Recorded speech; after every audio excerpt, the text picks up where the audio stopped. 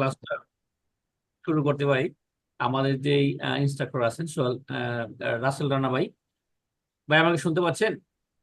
হ্যাঁ ভাই।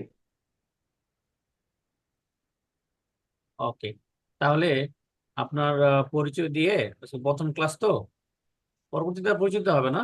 আজকে প্রথম ক্লাস, একটু পরিচয় দিয়ে ক্লাস শুরু করেন। আসসালামু আলাইকুম।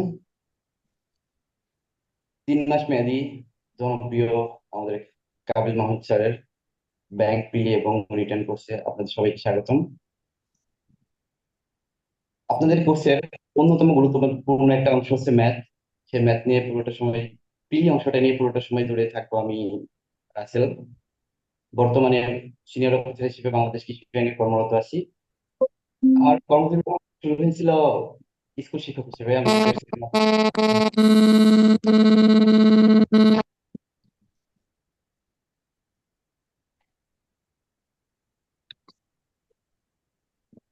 তারপরে অবশ্য সোনালী ব্যাংকে অফিসার হিসেবে যোগদান করি, দেন আমার এই চাকরিতে আসে। তো প্রথমে আমি আমাদের বইটা প্রসঙ্গে একটু কথা বলে নিতে চাই। দেখেন, বইটা কি সবার কাছে আছে? আমাদের এই বইটা কি সবার কাছে আছে? যদি থাকে আপনারা কাইন্ডলি একটু বইটা সবাই কাছে আচ্ছা, রাখবেন। আমি একটু ইন্টারাপ্ট করি। হ্যাঁ, আমি একটু ইন্টারাপ্ট করি কাইন্ডলি। হ্যাঁ, এই যে আল আমিন কামাল এবং টিটু, হ্যাঁ, আপনাদেরকে বলবো মিউট করে নেন। যদি মিউট না করেন, আমি বাধ্য হব রিমুভ করে দিতে। কিচ্ছু করার নেই, আপনি টাকা দিয়ে ভর্তিছেন বলে আপনাকে আমার অন্যকে ডিস্টার্ব করতে আমি দেবো না। আপনি যদি চান তাহলে আমার কাছ থেকে কোর্সটি নিয়ে নিন ভাই। আমি এত গ্যাঞ্জামে যেতে চাই না। আমি 10 জন নিয়ে মানে কাজ করব এবং 10 জনকে স্যাটিসফ্যাকশন দিতে চাই। আপনি শুনতে পাচ্ছেন? সরি স্যার, আমার মনে হয় ওই দুইজন ভাইয়া বেশিগুলো বোঝে না বা এরকম কোনো সমস্যা হতে পারে, কারণ না না, প্রথম দুইটা যদি ক্লাসও না তারা এরকম বুঝে, করেছে। আমজাদ আমার হোসেন মনে ভাই, হয় তাদের সাথে একটু কথা বললে ভালো হয় স্যার, আসলে মনে হয়। আমি আমি আপনাকে বলতেছি যে ওনারা যদি না বুঝে, তাহলে আমি এই যে টিটু নামের ব্যক্তিটাকে আমি মিউট করি। সে আনমিউট করে কিভাবে? আমি তো এটাই বুঝি না, মানে সে আনমিউট করে কিভাবে?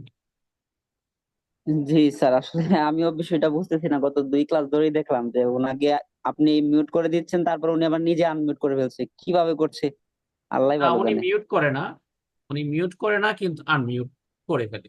কাইন্ডলি আমি বারবার অনুরোধ করতেছি, কারণ এখানে তো 47, হ্যাঁ 47, কিছুক্ষণ পরে দেখা গেছে 67 পর্যন্ত চলে যাবে। হ্যাঁ, 47। তো সবার প্রতি আমার অনুরোধ, কাইন্ডলি একটু হেল্প করবেন। হ্যাঁ, বেশিক্ষণ সময় তো না, 1 ঘন্টা ক্লাস হয় বা 1.5 ঘন্টা ক্লাস হয়। একটু টিচারকে হেল্প করবেন।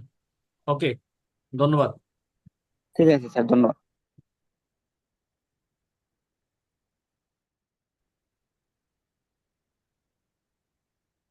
আসলে আমাদের ক্লাস টাইমে অল্প টাইমের মধ্যে কিন্তু অনেক কিছু শেষ করতে হবে, তাই আশা করি আপনারা কেউ ইন্টারাপ্ট করবেন না, সবাই আনমিউট রাখবেন, ভিডিওটা অফ রাখবেন। তো যেটা বলছিলাম, এই বইটা যদি আমাদের সবার কাছে থাকে, অবশ্যই আমরা যে এমসিকিউ ডাইজেস্টের সংগ্রহ করেছি অবশ্যই সেটা সামনে রাখবেন, একটা খাতা কলম রেডি রাখবেন। কারণ আমাদের এখানে যে চ্যাপ্টারটা আছে নাম্বার সিস্টেম, আজকে আমাদের আলোচ্য বিষয় যেটা আছে সেটা হচ্ছে নাম্বার সিস্টেম।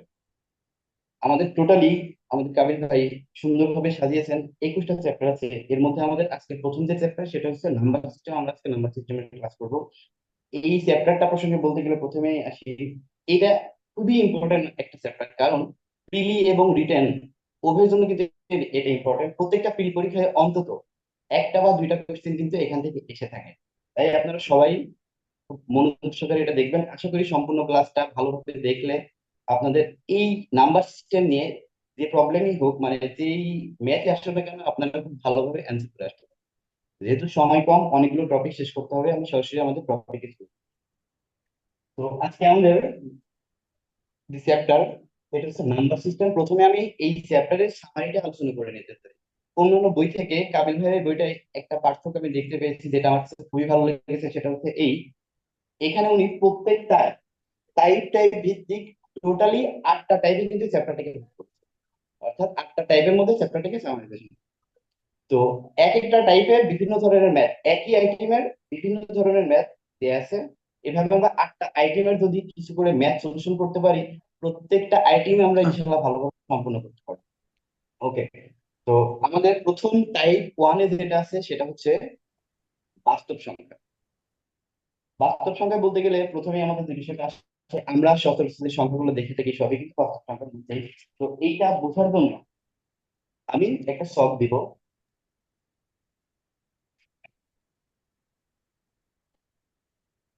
ভাই, বাস্তব সংখ্যা টোটালি আসলে রানা ভাই, এই যে বাস্তব সংখ্যা বললেন না, মানে যখন একটা টার্ম ইউজ করবেন ওটা ইংলিশ টার্মটা কাইন্ডলি অবশ্যই, হ্যাঁ, পাশে ইউজ করেন। হ্যাঁ, ঠিক আছে, ওকে। হ্যাঁ, এটা মাথায় আছে আমার। ওকে, ওকে, আমরা আমাদের প্রথম টার্মটা ছিল বাস্তব সংখ্যা, এটা হচ্ছে রিয়েল নাম্বার। তো এই বাস্তব সংখ্যা বা রিয়েল নাম্বারটাকে আমরা দুইটা পোর্শনে ভাগ করতে পারি। একটা হচ্ছে মূলদ সংখ্যা আর একটা হচ্ছে অমূলদ সংখ্যা।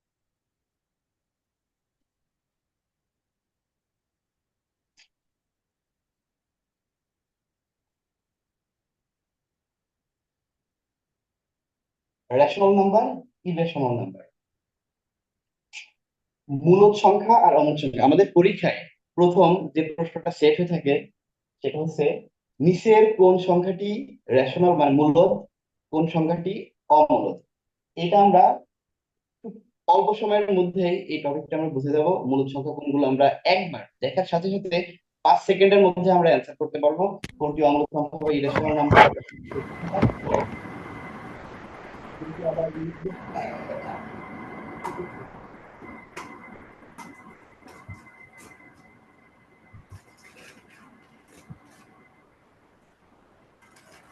দয়া করে স্যার যারা আছে আপনার ভিডিওটা দেখ সরি ভাইয়া, একটা কথা বলতে চাই আপনাকে থামিয়ে। বলো। জি, ভিডিও হচ্ছে মিরর আর কি রিফ্লেক্ট হয়েছে, উল্টা দেখা যাচ্ছে সবকিছু। এখন তো উল্টো মনে হচ্ছে তো, হ্যাঁ, সবই উল্টা বোঝা যায় না। উল্টা। ওকে, আমি তো ঠিকই দেখতে পাচ্ছি। লেখা তো সোজা থাকার কথা। আপনারা সবাই একটু দেখেন তো কাইন্ডলি সবার ক্যামেরা থেকে সোজা দেখা যায় কিনা। ভাইয়া ঠিক এক- আছে। ঠিক আছে। আর আমার আসলে রানা পুরোটা ভাই, দেখা যাচ্ছে না।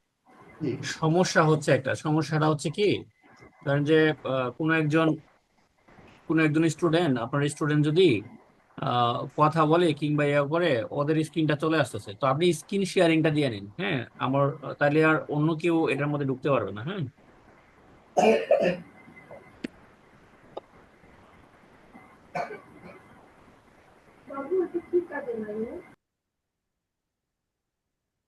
ওকে, এবার ঠিক আছে না। হ্যাঁ, ওকে, আমরা আবার শুরু করি। তো আমরা প্রথমেই রিয়েল নাম্বারের মধ্যে দুইটা জিনিস পাবো, সেটা হচ্ছে একটা হচ্ছে মূলদ সংখ্যা আর একটা হচ্ছে অমূলদ সংখ্যা।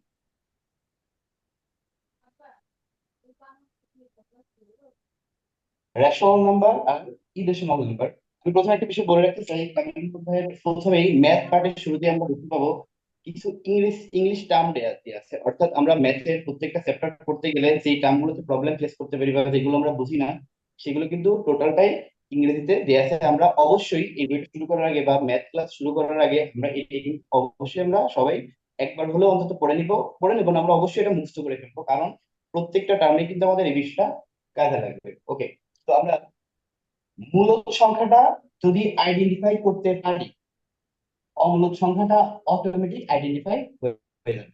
তো মূলদ সংখ্যা চেনার জন্য আমাদের কয়েকটা বৈশিষ্ট্য আছে, সেই বৈশিষ্ট্যগুলো আমরা এখন জেনে নেব। মূলদ সংখ্যা অ্যাকচুয়ালি কোন কোন ভাবে মূলদ সংখ্যাটা থাকতে পারে। এর প্রথম বৈশিষ্ট্য হচ্ছে মূলদ সংখ্যা অবশ্যই কি হবে, সসীম ভগ্নাংশ। আমি কিন্তু যেহেতু কাপিল ভাইয়ের বইটা অনেক সুন্দরভাবে সেট করা আছে, আমি ঠিক সেইভাবে বলার চেষ্টা করছি।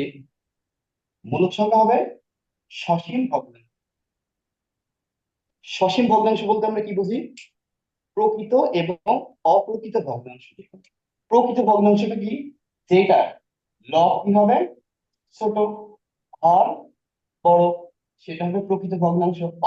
প্রকৃত ভগ্নাংশ কোনটা, যেটা লবটা বড় হবে হরটা ছোট হবে। তার মানে এগুলো কিন্তু আমরা করলে ভাইয়া সসীম সবগুলোর ভগ্নাংশ। ইংলিশ টার্ম ব্যবহার করেন ভাইয়া। অ্যাকচুয়ালি যেখানে ইংলিশ টার্মটা ব্যবহার করা লাগবে সেখানে ইংলিশ টার্মটা ব্যবহার করব, আপনারা বুঝতে পারবেন না অবশ্য। যেটা যখন সামনে আসবে আমরা বলে দেবো কোনটাতে আমাদের লাগবে। সসীম ভগ্নাংশ আমরা অ্যাকচুয়ালি এখানে ম্যাথে অপশনে যেটা থাকবে সেটা কিন্তু ভগ্নাংশ আকারেই থাকবে, সুতরাং এই বিষয়ে যেখানে যেটা বলা লাগবে অবশ্যই সেটা আমরা পারবেন। সসীম ভগ্নাংশের মধ্যে আমরা যে বিষয়টা পাবো, ধরেন 4.38 এর পরে কিন্তু আর কিছু নেই। তার মানে কি, এটা আমরা আইডেন্টিফাই করতে পারছি এখানে অনলি দুইটা আছে, দ্যাট মিনস সসীম। এরপরে যদি বিষয়টা এমন থাকে যে 0.3826 এগুলো কিন্তু সসীমের মধ্যে পড়বে না, এগুলো এটা হবে কি অসীম। তার মানে মূলদ সংখ্যা সেটাই হবে যেটা সসীম ভগ্নাংশ থাকে, অর্থাৎ প্রকৃত ভগ্নাংশ অথবা অপ্রকৃত ভগ্নাংশ যেটা থাকে। সেকেন্ড অপশন আমরা বলতে পারি সেটা হচ্ছে পৌনঃপুনিক যুক্ত সংখ্যা, অর্থাৎ যে সংখ্যাগুলোকে পৌনঃপুনিক আবৃত করা যায়। তাহলে পৌনঃপুনিকে কোন সংখ্যাগুলো আবৃত করা যায়, সেটা হচ্ছে এই, ধরেন একটা সংখ্যা হচ্ছে 3.898989, এভাবে চলতে আছে। এটা অসীম মনে হইলেও আমি যদি এটাকে 89 লিখতে যদি পৌনঃপুনিক দিয়ে দিই, আমি কিন্তু বুঝবো প্রত্যেকটাই 89 89 89 আছে, দ্যাট মিনস এটা সসীম ভগ্নাংশ। আমাদের অপশনে কিন্তু ঠিক এইভাবেই থাকবে। ওকে, পরে যেটা আমরা বলতে পারি পূর্ণ সংখ্যাগুলো। পূর্ণ সংখ্যাগুলো কি, ধনাত্মক এবং শূন্য সহ সকল ধনাত্মক এবং আহ, ঋণাত্মক সংখ্যাগুলো হচ্ছে পূর্ণ সংখ্যা। সেগুলো যদি থাকে আমরা এটাকে বুঝবো কি, এটা মূলদ সংখ্যা। আর যে বিষয়টা থাকতে পারে সেটা হচ্ছে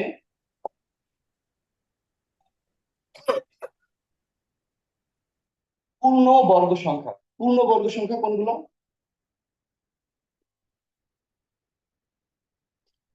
পূর্ণ বর্গ সংখ্যা হচ্ছে এই 4, 16,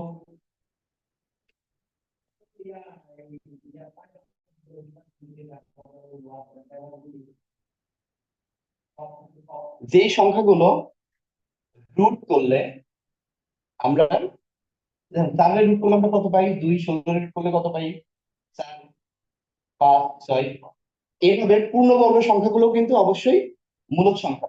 আরেকটা বৈশিষ্ট্য থাকবে সেটা হচ্ছে এই, কোন সংখ্যা যদি ঘনমূল, কোন সংখ্যা যদি ঘনমূল পূর্ণ সংখ্যা হয় সেটাও কিন্তু মূলদ সংখ্যা। যেমন 8 এর ঘনমূল করলে আমরা কত পাবো, 2, 27 এর ঘনমূল করলে কত পাবো, 3।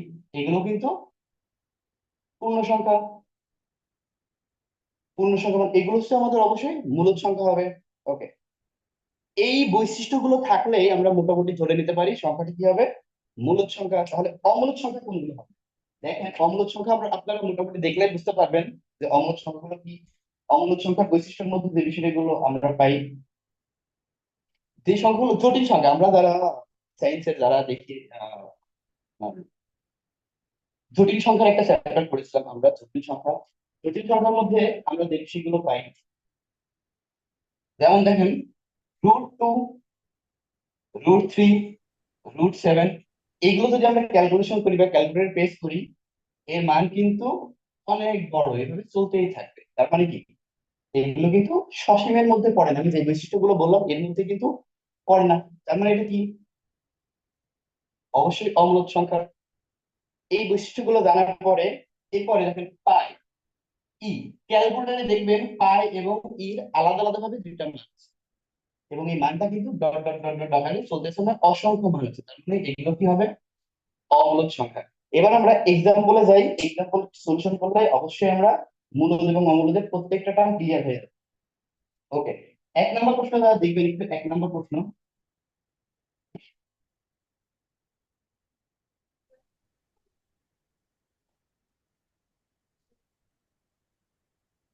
1 নম্বর প্রশ্নে যে যেটা আছে, the three rational numbers between 3 and 4।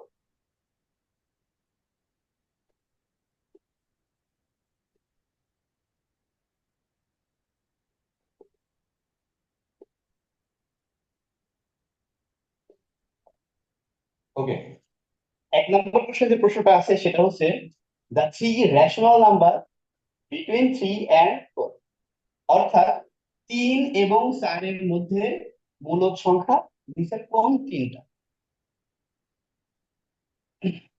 এখানে অপশন এ তে দেখেন দেয়া আছে 5/2, 6/2, 7/2। অপশন বি তে যেটা দেয়া আছে 13/4, 14/4, 15/4।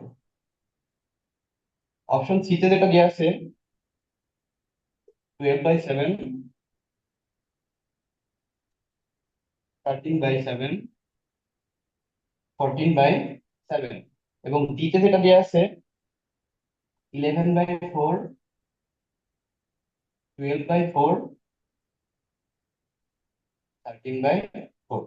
ওকে, যখন একটা কোয়েশ্চেন থাকবে এমসিকিউ সলিউশন করার সময় আমি কিন্তু একটা স্টাইল অ্যাপ্লাই করতাম, সেটা হচ্ছে এই কোনটা আমার অ্যান্সার সেদিকে না গিয়ে, যদি আমি ডিরেক্ট না পারি সেদিকে না গিয়ে আমার প্রথম চিন্তা করতে হবে কোনটা আমার অ্যান্সার হতে পারে না। এটা কিন্তু ফর্মাল ওয়েতেও সলিউশন করা যায়, ইনফর্মাল ওয়েতেও সলিউশন করা যায়। তো যেহেতু আমাদের 20টা ম্যাথ সলিউশন করার জন্য আমরা সর্বোচ্চ 20 থেকে 25 মিনিট টাইম পেতে পারি, তো এই সময় কিন্তু খুব দ্রুত আমাদের অ্যান্সার করতে হয়। তো আমরা এই টাইপের কোয়েশ্চেন অ্যান্সার করার জন্য ফর্মাল ওয়ে থেকে ইনফর্মাল ওয়েতে গেলে খুব দ্রুত এটা সলিউশন করতে পারবো। কিভাবে একটু দেখেন, আমাকে বলা হয়েছে 3 এবং 4 এর মধ্যে তিনটা মূলদ সংখ্যা থাকবে, সেই তিনটা সংখ্যা কার বলা হয়েছে দেখেন 3 এবং 4 এর মধ্যে, বিটুইন 3 and 4, অর্থাৎ 3 এবং 4 এর মধ্যে, নট 3 নট 4, অর্থাৎ 3ও হতে পারবে না 4ও হতে পারবে না, যে সংখ্যা হবে সেটা কি হতে পারে 3 পয়েন্ট সামথিং, অর্থাৎ 3 পয়েন্ট সামথিং, 4 এর নিচে 3 পয়েন্ট সামথিং, যে কোনো কিছু একটা মান হতে পারে। এবার আমি সরাসরি অপশন টেস্টে চলে যাব।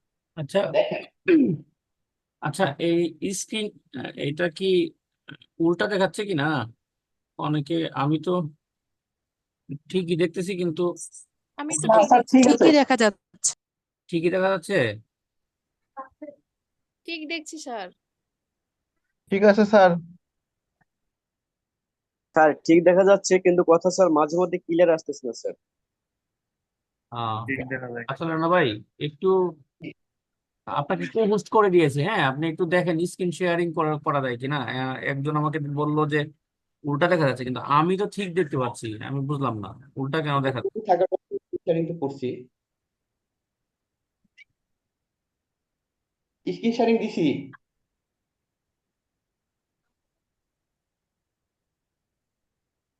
কন্টিনিউ কি করব?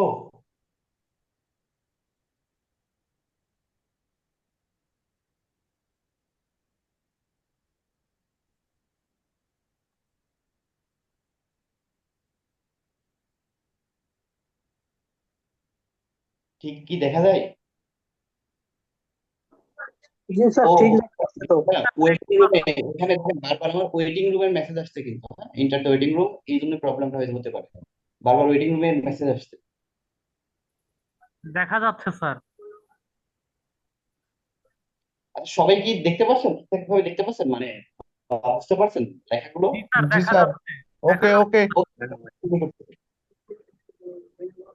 মানে এখন অনেকেই জয়েন করছে ওয়েটিং রুমে, অনেকেই বারবার জয়েন করছে, বারবার আমার স্ক্রিনে কিন্তু এটা আসছে, যার ফলে হয়তো ইন্টারাপ্ট হতে পারে কিছুটা।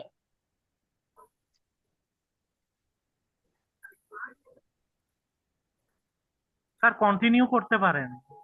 ওকে, দেখেন আমরা 3 এবং 4 এর মধ্যে মূলদ সংখ্যা দেখার সাথে সাথে এগুলো কিন্তু 5 সেকেন্ডের মধ্যে, অপশনগুলো দেখে বেশ জটিল মনে হলেও আমরা কিন্তু 5 সেকেন্ডের মধ্যে অ্যান্সার করতে পারি। কিভাবে দেখেন, আমি যে সংখ্যাটা বের করবো সেটা অবশ্যই 3 এবং 4 এর মধ্যে থাকতে হবে।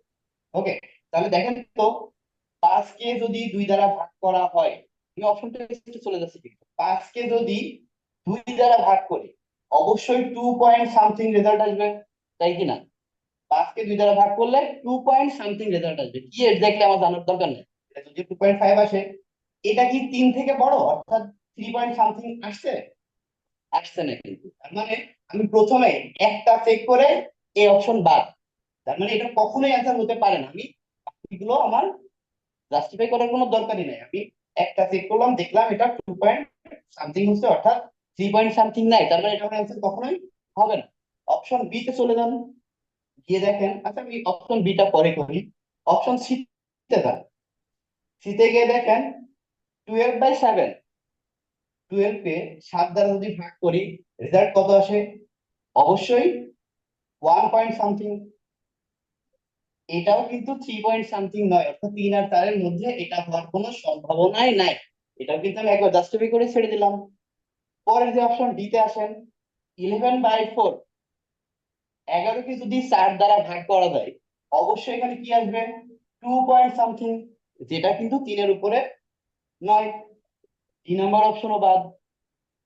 এবার আপনারা আসেন 13/4, দেখেন 13 কে 4 দ্বারা ভাগ দিলে এক্সাক্ট কত হয় সেটা আমার জানার দরকার নেই। 13 কে 4 দ্বারা ভাগ দিলে অবশ্যই আমরা যে রেজাল্টটা পাবো সেটা কত? 3 পয়েন্ট। 14 কে 4 দ্বারা যদি ভাগ দেয় এটাও আমি পাবো 3 পয়েন্ট সামথিং। 15 কে 4 দ্বারা ভাগ দিলেও আমি কত পাবো? 3 পয়েন্ট সামথিং। দ্যাট মিন্স এটাই আমার অ্যান্সার। আশা করি আপনারা বুঝতে পেরেছেন। কারণ কোশ্চেন থাকলে কোশ্চেন করতে পারে।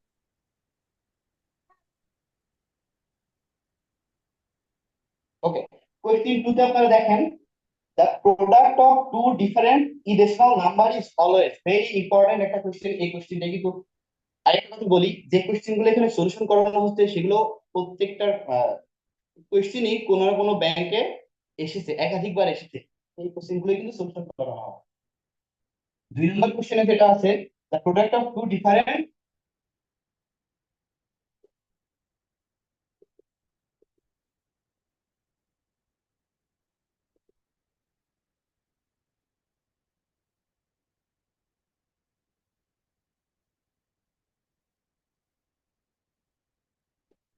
অর্থাৎ দুইটা অমূলদ সংখ্যার গুণফল কত হবে? the product of two different irrational number, অর্থাৎ দুইটা অমূলদ সংখ্যার গুণফলটা কি হবে?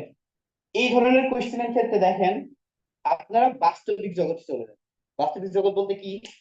প্রথমে মাথায় নিয়ে আসবেন আপনারা ছোটবেলা থেকেই কোন অমূলদ সংখ্যাগুলো পড়ে আসতেন। দেখেন, আমরা ছোটবেলায় একটা জিনিস মুখস্থ করেছি, √2 একটি অমূলদ সংখ্যা, এটা আমরা প্রমাণ করেছি। √3 একটি অমূলদ সংখ্যা, √7 একটি অমূলদ সংখ্যা, এগুলো কিন্তু আমরা প্রমাণ করেছি।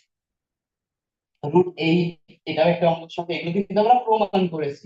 তো যখন বলেছে the product of two different irrational number, দুইটা অমূলদ সংখ্যার গুণফল কত হবে, তাহলে আমি প্রথমে যে কাজটা করবো সেটা হচ্ছে দুইটা অমূলদ সংখ্যা কল্পনা করতে।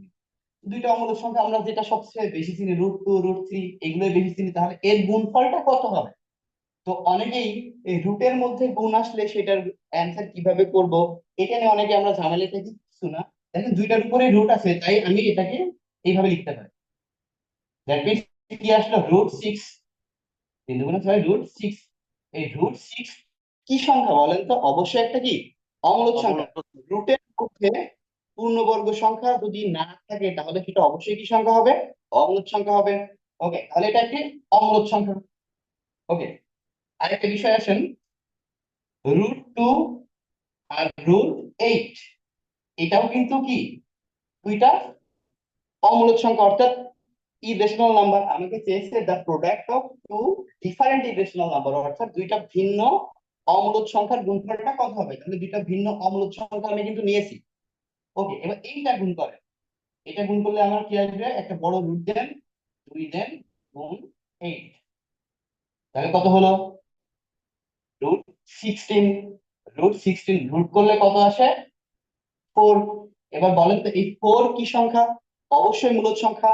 দেখেন, আমি প্রথমে √2 আর √3 গুণ করে যেটা পেয়েছিলাম সেটা ছিল আমাদের কি অমূলদ সংখ্যা বা ইরেশনাল নাম্বার। আবার √2 আর √8 গুণ করে আমি যেটা পেয়েছি সেটা কি ছিল? মূলদ সংখ্যা। দ্যাট মিন্স এই the product of two different irrational number, অর্থাৎ দুইটা অমূলদ সংখ্যার গুণফল কি হতে পারে? সেটা মূলদ হতে পারে, অমূলদ হতে পারে। এখানে ফার্স্ট অপশন যেটা ছিল যাদের কাছে হয়েছে দেখতে পাচ্ছেন, ফার্স্ট অপশন এ তে ছিল, এটা কি রেশনাল? ওকে, তারপরে অপশন বি তে ছিল অপশন বিতে আছে এটা কি ইরেশনাল, সিতে ছিল বোথ অফ দেম, ডিতে নান বা যা কিছু একটা থাকতে পারে। তাহলে আমাদের অপশন অ্যান্সারটা কি হবে? অবশ্যই বোথ, কারণ এটা মূলদ হতে পারে অমূলদ হতে পারে। আমরা ভুল করব কোথায়? এই ধরনের কোশ্চেনে আমরা ভুল করে থাকি, এই ভুলটা কোথায় করবো দেখেন। যারা ম্যাথে মোটামুটি এক্সপার্ট বা ভালো বুঝে, তারা প্রথমেই ওই কথাটা চিন্তা করবে যে আমি দুইটা অমূলদ সংখ্যা গুণ করি, যখন √6 পাবে তখন ওর মাথায় কাজ করবে অবশ্যই এটা কি সংখ্যা? অমূলদ সংখ্যা। তাই ফার্স্ট কি করে দেবে? ইজের সময় এটা কিন্তু আঁকাই দিবে, যার ফলে কিন্তু সে অবশ্যই নেগেটিভ মার্ক পাবে। ওকে, আশা করি আপনারা বুঝতে পেরেছেন। 3 নাম্বার কোশ্চেনে যেটা ছিল, 3 নাম্বার কোশ্চেনে ডিরেক্ট এসেছে, যেটা 25তম বিসিএস একটা কোশ্চেন এসেছে 3 নাম্বারে, সেটা হচ্ছে √2 কি ধরনের সংখ্যা? আমরা এটা সবাই পাই, √2, √3 আর √5, √7 এগুলো সবই কি সংখ্যা? অমূলদ সংখ্যা। ওকে, 4 নাম্বার কোশ্চেনে এসেছে নিচের কোনটি অমূলদ সংখ্যা, অর্থাৎ which of the following is a rational number। দেখেন আপনারা প্রশ্ন দেখেন সাথে সাথে অ্যান্সার বলতে পারবেন।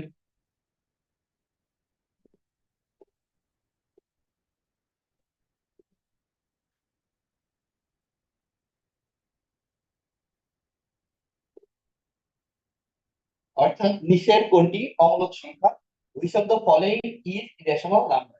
অপশন এ তে আছে 1.1111, অপশন বি তে আছে 1.101010,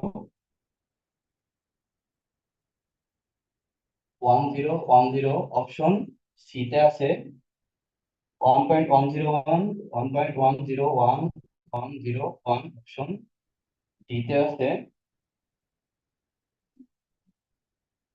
1.101, 1.101, তারপরে আছে হচ্ছে 00110000110001 ডট ডট ডট আছে আর কি।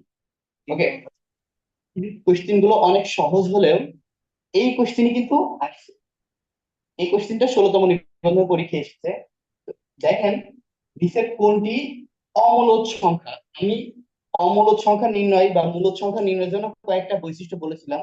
আমরা মূলদ সংখ্যাগুলো যদি চিনতে পারি, অমূলদ সংখ্যাও চিনতে পারবো। আমরা মূলদ সংখ্যা নির্ণয়ে যে বৈশিষ্ট্যগুলো বলেছিলাম, যে সেটা কি হবে? অবশ্যই কি সসীম ভগ্নাংশ হতে হবে, পৌনঃপুনিক যুক্ত হতে হবে, অথবা প্রকৃত সংখ্যা হতে হবে। ওকে, আমরা একটু দেখি 1.1111, এখানে কিন্তু ডট ডট ডট ডট আছে। এটা দেখে কিন্তু আমরা কখনোই এটা বলবো না যে এটা অসীম, কারণ কি দেখেন এগুলো কিন্তু পৌনঃপুনিকে আবৃত করে দেয়। কিভাবে? আমি যদি 1.1111 অতগুলো ওয়ান না লিখে যদি একটা ওয়ান দিয়ে এর উপর যদি পৌনঃপুনিক দিতাম, তাহলে কিন্তু এটা পৌনঃপুনিক আবৃত, অর্থাৎ আমাদের মূলদ সংখ্যার কন্ডিশনে পড়ে।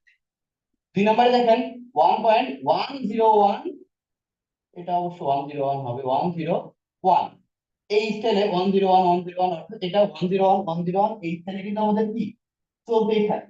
101 এইভাবে চলতেই থাকবে। দ্যাট মিনস এটা আমাদের পৌনঃপুনিক আবৃত করে দেয়। কিভাবে?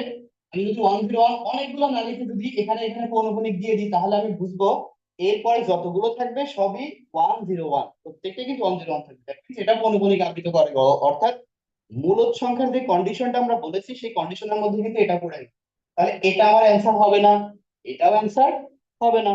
তাহলে এটা চেক করি। এখানে দেখেন 1.101 যদিও দুটো মিলে গেছে, যাই হোক এটা আমাদের পৌনঃপুনিক আবৃত করা যায়। এখানে দেখেন 1.10100, বা এখানে কোনো সিকোয়েন্স থাকবে না, বা এভাবে অনেকগুলো হিজিবিজি সংখ্যা থাকবে। তাহলে অবশ্যই আমাদের অ্যান্সার কোনটা? এটা আশা করি বুঝতে পেরেছেন। ওকে, নেক্সট কোয়েশ্চেন। আমার মনে হয় মূলদ এবং অমূলদ সংখ্যা নিয়ে আহ, যে কোয়েশ্চেনে আসুক আশা করি আপনারা পারবেন। এখন কেস 2 তে চলে যাই। টাইপ 1 এর কেস সি। এখন আমরা আলোচনা করলাম কেস 2 নিয়ে, এবার আমরা আলোচনা করব টাইপ 1 এর কেস 3। যাদের কাছে বইটা আছে তারা দেখতে পাচ্ছেন একটা কোয়েশ্চেন খুবই ইজি, বাট প্রত্যেকটা পরীক্ষায় অনেক পরীক্ষায় এটা আসতে দেখা যায়। শুধু ব্যাংকের পরীক্ষায় না, ব্যাংক বাদে আরো অন্যান্য যে সমস্ত পরীক্ষা আছে একটা কোয়েশ্চেন বারবার আসতে দেখা যায়। সেটা হচ্ছে যত বড়, অর্থাৎ একটা সংখ্যা অন্য একটা সংখ্যা থেকে যত বড়, আর একটা সংখ্যা থেকে তত ছোট। এই টাইপের যদি ম্যাথ আসে আপনারা দেখার সাথে সাথে অ্যান্সার বলে দিবেন। কিভাবে দেখেন, আমি সরাসরি কোয়েশ্চেন লিখি, কোয়েশ্চেন লেখার পরে অ্যান্সার করলে আপনারা বুঝতে পারবেন। এটা হচ্ছে পৃষ্ঠা নাম্বার, যাদের কাছে বই আছে তারা দেখেন পৃষ্ঠা নাম্বার 604। যারা পিডিএফটা নিয়েছেন, যাদের কাছে পিডিএফ আছে তারা পিডিএফ এর পৃষ্ঠা নাম্বার দেখেন 604 নম্বর পৃষ্ঠায় 1 নম্বর কোশ্চেন যেটা আছে, 604 নম্বর পৃষ্ঠার 1 নম্বর যে কোশ্চেনটা আছে সেটা হচ্ছে a number is much greater than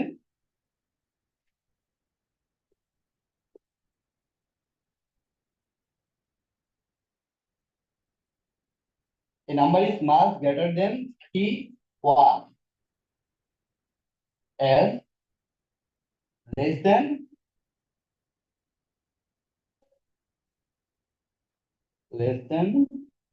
55.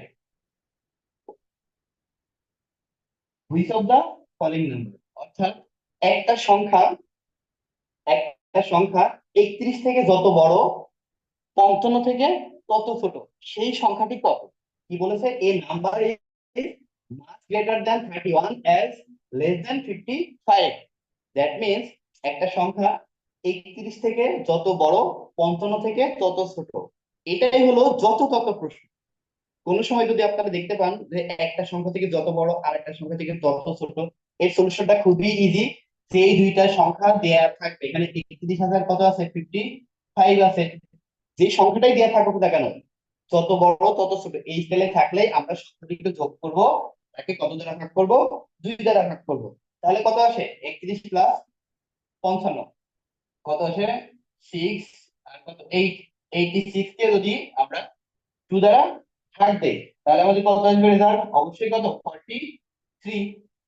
তার মানে এই রিলেটেড কোশ্চেন যাদের সামনে বই আছে আপনারা দেখেন, আমি এটা খুবই সহজটা, এটা আর আমি করাইতে চাচ্ছি না। আপনারা দেখেন বাকি কোশ্চেন গুলো আপনারা বুঝতে পারেন কিনা। এখানে যদি কারোর কোনো কোশ্চেন থাকে আপনারা কোশ্চেন করতে পারেন। যত তত থাকলে জাস্ট আমরা 2টা যোগ দিব, তাকে 2 দ্বারা ভাগ দিব। মাস গ্রেটার দেন সামথিং আবার লেস দেন সামথিং, এই কোশ্চেন গুলো সবসময় এই স্টাইলে এসে থাকে, এইভাবে পরীক্ষায় সবসময় প্রশ্ন স্যার আসে। একটা একটা কোশ্চেন ছিল স্যার। আপনি মানে কোশ্চেন গুলো কোথা থেকে করাচ্ছেন এটা খুঁজে পাচ্ছি না, আমার সেকেন্ড এডিশনের বই তো। ও আচ্ছা আচ্ছা আচ্ছা। তাহলে আপনি নাম্বার সিস্টেম যে কাবিল ভাইয়ের যে নাম্বার সিস্টেম যে চ্যাপ্টারটা আছে ওনার সেকেন্ড এডিশনের বই হোক, প্রত্যেকটা জায়গায় আপনি এটা পাবেন। আপনি একটু নাম্বার সিস্টেমের একটু পেজ, কয়েকটা পেজ উল্টান, দেখবেন এই কোশ্চেনটা ঠিক এইভাবেই আপনার পাবেন একটা ইয়ে থেকে, মানে যত তত এইভাবে দেখেন সেট করা আছে কোশ্চেনটা, যে কোনো সংখ্যা একটা সংখ্যা থেকে যত বড় আর একটা সংখ্যা থেকে তত ছোট, প্রত্যেকটা বইতে এই কোশ্চেনটা আছে। আপনারা ওই সেকেন্ড এডিশনের বইতে এটা খুঁজে পাবেন। ওকে, আমরা টাইপ 2 তে চলে যাব। টাইপ 1 এর সবগুলো আশা করা যায় আমরা। তো এবার টাইপ 2।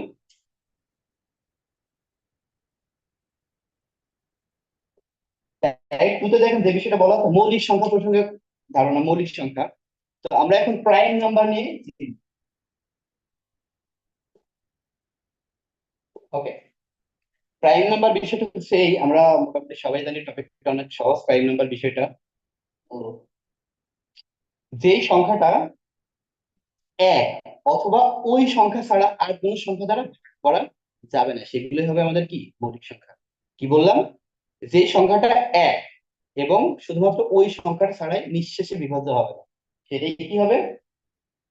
Prime number. ওকে, তো এখানে আমাদের কিছু কিছু বৈশিষ্ট্য জানতে হবে প্রাইম নাম্বারের। যেমন সব থেকে ছোট এবং একমাত্র জোড় মৌলিক সংখ্যা কোনটি? এটা হচ্ছে 2। এটা আমরা স্পেসিফিক ভাবে মনে রাখবো। 2 থেকে মৌলিক সংখ্যা শুরু হয়, 2 থেকে আমাদের মৌলিক সংখ্যা শুরু হয়। আর সব থেকে ক্ষুদ্রতম এবং জোড় মৌলিক সংখ্যা হচ্ছে 2। ওকে, আরেকটা বিষয় মনে রাখবো, মৌলিক সংখ্যা কখনোই কি হতে পারবে না? ঋণাত্মক হতে পারবে না। অর্থাৎ মৌলিক সংখ্যা সবসময় কি হবে? জোড় সংখ্যা হবে। ওকে, আমরা বৈশিষ্ট্যগুলো জানার থেকে আমরা বাস্তবিক পক্ষে যদি এক্সাম্পলটা ফলো করি আশা করা যায় ভালো বুঝবো। দেখেন 1 নম্বর কোশ্চেন, 605 নম্বর পেজ, ব্যাংক এমসিকিউ ডাইজেস্টের কাবিল ভাইয়ের যে বইটা আছে এখানে 605 নম্বর পৃষ্ঠার প্রথম ম্যাথটা দেখেন। Which of the following is a prime number. 1 নম্বর কোশ্চেনে কি আছে? Which of the following is a prime number। অর্থাৎ প্রাইম নাম্বার থেকে যে কোশ্চেন গুলো আসবে ম্যাক্সিমামই কোশ্চেনটা কিন্তু এটা হচ্ছে which of the following is a prime number, অর্থাৎ নিচের কোনটি মৌলিক সংখ্যা। অপশনে আছে 9, বি অপশনে আছে 2, সি অপশনে আছে 4, ডি অপশনে আছে 8। ওকে, তো আমি বলেছিলাম মৌলিক সংখ্যার বৈশিষ্ট্যে যে সংখ্যাটা এক এবং ওই সংখ্যাটা ছাড়া অন্য কোনো সংখ্যা দ্বারা আমরা ভাগ করতে পারবো না, সেটাই প্রাইম নাম্বার। দেখেন 9 কি আমরা কোনো সংখ্যা দ্বারা ভাগ করতে পারি? দেখেন 3 দ্বারা কিন্তু ভাগ করা যায়, নিঃশেষে বিভাজ্য হয়ে যায়। 2, এটা তো খুবই সিম্পল ছিল যে 2 তো আমরা আগেই বলে দিয়েছি যে 2 প্রাইম নাম্বার। 4 কেও আমরা ভাগ করতে পারি, 8 কেও ভাগ করতে পারি। কথা হচ্ছে এখানে এই ছোট নাম্বার গুলো না থেকে, এখানে দেখেন খুবই সিম্পল একটা কোশ্চেন আছে, বাট এইগুলো না থেকে যখন বড় সংখ্যা থাকবে সেই সময় আমরা কি করতে পারি? আমরা অনেকে অনেক রকম ট্রিক্স অ্যাপ্লাই করে থাকি, তো বাস্তবতা হচ্ছে এটাই, পরীক্ষার হলে আপনারা অনেকগুলো ট্রিক্স অ্যাপ্লাই করতে পারবেন না, বা বড় বড় মৌলিক সংখ্যা নির্ণয়ের জন্য বেশি ট্রিক্স অ্যাপ্লাই করার মতো সময় থাকবে না। একটা কোশ্চেন একবার ধরতে হবে, ওইবারই কিন্তু আপনাকে সলিউশন করে করতে হবে। সেক্ষেত্রে আপনারা কি করতে পারেন? 2, 3, 4, 5, 6 এখন পর্যন্ত যেই বিষয়গুলো মানে পরীক্ষায় যে মৌলিক সংখ্যাগুলো এসেছে ওইগুলো আপনারা নর্মালি ট্রাই করবেন, জাস্ট অপশন টেস্ট হিসেবে নর্মালি ট্রাই করবেন যে অপশনটা প্রথমে দেখবেন 2 দ্বারা ভাগ গেলে তো জোড় সংখ্যা হতে হবে, আপনারা বুঝতেই পারবেন। ওইটাকে একবার 3 দ্বারা ভাগ করার চেষ্টা করবেন, নর্মালি মুখোমুখি যে আসলে কি যাচ্ছে, 4 দ্বারা ভাগ করার চেষ্টা করবেন, যদি যায় তাহলে তো এটা বাদ গেল, অপশন প্রথমেই বাদ। যদি না যায় তখন আপনি কি করবেন? আরেকটা দিয়ে ভাগ করার চেষ্টা করবেন, যায় কিনা। এভাবে আমার মনে হয় যদি কয়েকবার প্র্যাকটিস করেন 1 মিনিটের মধ্যেই এই কোশ্চেন গুলোর অ্যান্সার করা সম্ভব। আমি বড় মৌলিক সংখ্যার ক্ষেত্রে বলছি, সুতরাং তো আপনারা দেখার সাথে সাথেই বুঝতে পারবেন। ওকে, আচ্ছা, 2 নম্বর কোশ্চেনে যেটা দেয়া আছে দেখেন, which of the following terms does not describe the number 9। এটা কিন্তু একটা ট্রিকি কোশ্চেন, আমরা এই কোশ্চেনটা দেখে অনেকেই বুঝি না যে অ্যাকচুয়ালি কোশ্চেনে কি বোঝাচ্ছে। দেখেন 2 নম্বর কোশ্চেনে বলেছে which of the following terms does not describe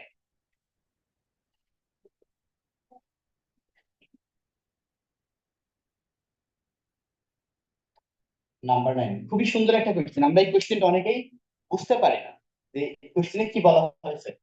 which of the following term মানে নিচের কোন টার্মটি does not describe the number 9, 9 K describe করতে পারে না, অর্থাৎ 9 এর সাথে সাদৃশ্যপূর্ণ নয়। এখানে দেখেন দেয়া আছে এ নাম্বার অপশনে দেয়া আছে প্রাইম, বি নাম্বার অপশনে কি দেয়া আছে? এ নাম্বার প্রাইম, বি নাম্বার অপশনে দেয়া আছে ইন্টিজার, সি নাম্বারে দেয়া আছে রিয়েল নাম্বার, ডি নাম্বারে দেয়া আছে হোল নাম্বার। আমি লেখাগুলো একটু টেনে লিখছি কারণ অনেক লিখতে হবে, তো যার ফলে টাইম অত পাওয়া যাবে না। ওকে, তো 9 নিচের কোন কথাটার সাথে যায় না? এই কোশ্চেনের মিনিংটা হচ্ছে এই 9, এই 9 সংখ্যাটা নিচের কোন টার্মটার সাথে ম্যাচ করবে না।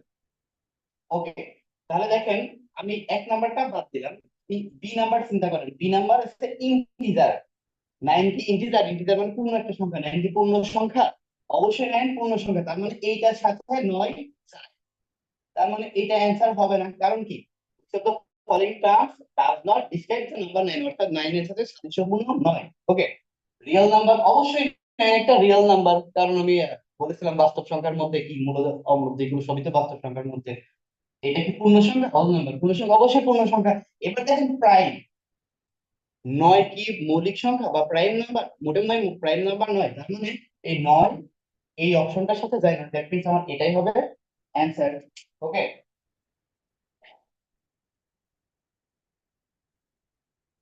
পরের কোশ্চেন যেটা আছে, how many prime number between 1 to 13। আচ্ছা, এখানে আমি একটা বিষয় বলে রাখতে চাই, প্রাইম নাম্বার থেকে যে কোশ্চেন গুলো বা যেটা আমাদের অবশ্যই জানা লাগবে সেটা হচ্ছে এই 1 থেকে 100, এর মধ্যে যে মৌলিক সংখ্যাগুলো আছে প্রত্যেকটাই আমাদের মুক্ত থাকা লাগবে। 1 থেকে 100-র মধ্যে যে মৌলিক সংখ্যাগুলো আছে অবশ্যই আমাদের প্রত্যেকেরই সেটা কি মুক্ত থাকতে হবে। কেন? বারবার যে কোশ্চেন গুলো আসে সচরাচর এই সংখ্যাগুলোর মধ্যেই হয়ে থাকে, এর বাইরে খুব কম পরীক্ষা আছে যে এর বাইরে যায়। তো 1 থেকে 100-র মধ্যে টোটাল মৌলিক সংখ্যা আছে কয়টি? 25টি। Total prime number 1 to 100, total prime number 25। এটা আমরা কিভাবে মনে রাখতে পারি যে 25 অর্থাৎ কোন ঘরে কতটা আছে? এটা মনে রাখার জন্য আমরা একটা স্টাইল অ্যাপ্লাই করতে পারি, ট্রিক্স অ্যাপ্লাই করতে পারি। সেটা হচ্ছে আমরা এইভাবে মনে রাখবো যে 4 4 2 2, অর্থাৎ 4 4 2 2 322 321। দেখেন আমি এখানে একটা টার্ম লিখেছি, সেটা হলো 4 4 2 2 322 321। কয়েকবার নিজে নিজে বলেন, 4 4 2 2 322 321। এইটা মানে হলো 1 থেকে 10-এর মধ্যে টোটালি মৌলিক সংখ্যা হলো 4টা। 11 থেকে 20-এর মধ্যে টোটাল মৌলিক সংখ্যা কয়টা? 4টা। তার মানে কি 21 থেকে 30-এর মধ্যে মৌলিক সংখ্যা হলো 2টা।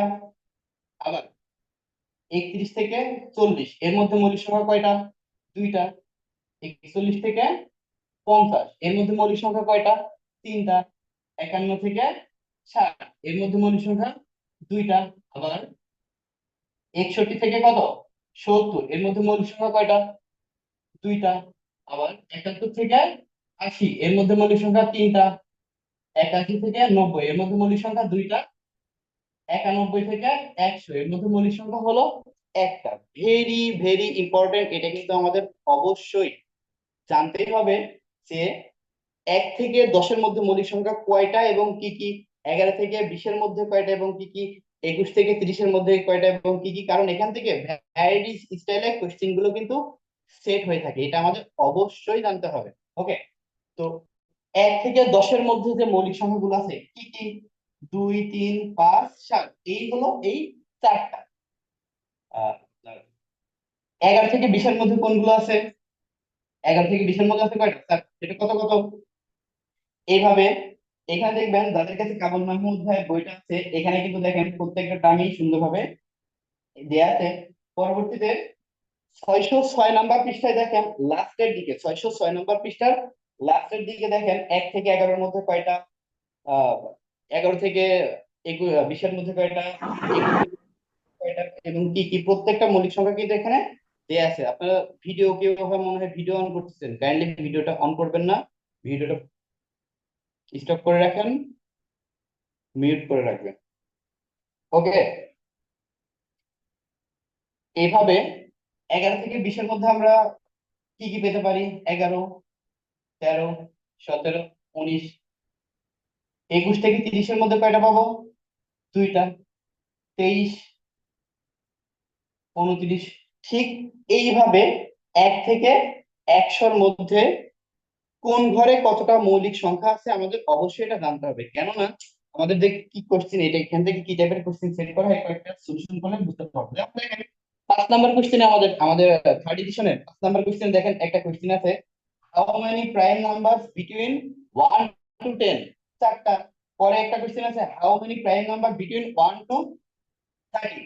একটা কোশ্চেন এসেছে how many prime number between 1 to 13, 1 থেকে 30-এর মধ্যে মৌলিক সংখ্যা কতটি। দেখেন এইটা মনে রাখার জন্য আমরা এই সব কোশ্চেনের অ্যান্সার করার জন্য আমরা যে সিরিজটা লিখেছিলাম যে 4 4 2 2, তারপর 322 321। ওকে, 1 থেকে 30-এর মধ্যে মানে কয়টা হবে? এই 3টা হবে। 1 থেকে 40-এর মধ্যে বললে এই 4টা হবে। তারপরে এইভাবে পর্যায়ক্রমে যতগুলোই বলুক না কেন আমরা সেই টার্ম পর্যন্ত যোগ করে দেবো, আমরা কিন্তু অ্যান্সার পেয়ে যাবো। মানে 1 থেকে 30-এর মধ্যে অ্যান্সারটা কত হবে? 1 থেকে 30-এর মধ্যে যদি আমরা চিন্তা করি যে আমাদের প্রাইম নাম্বার 1 to 13, 1 থেকে 30-এর মধ্যে কতটি? 1 থেকে 30 মানে কি 3টা। 4+4+2 অর্থাৎ কতটি? 10টি। 40-এর মধ্যে বলতো আমরা কতটি বলতাম? 12টি। এইভাবে। তো প্রবলেম হলো এইভাবে যদি 10 থেকে 20, 20 থেকে 40 বা 50, 60, 70 এইভাবে যদি পূর্ণ পূর্ণ সংখ্যা দিয়ে দিত, আমরা কিন্তু এই সিকোয়েন্সটা মনে রাখলেই কিন্তু আমরা সবগুলো কোশ্চেনের অ্যান্সার করতে পারতাম। বাট প্রবলেম হয় হলো তাকে বলে দিল how many prime number between 31 to 56, how many prime number between 31 to 56। তাহলে এইখানে আপনারা কিভাবে অ্যান্সার করবেন? এই জন্য আমার জানতে হবে যে কোনটাতে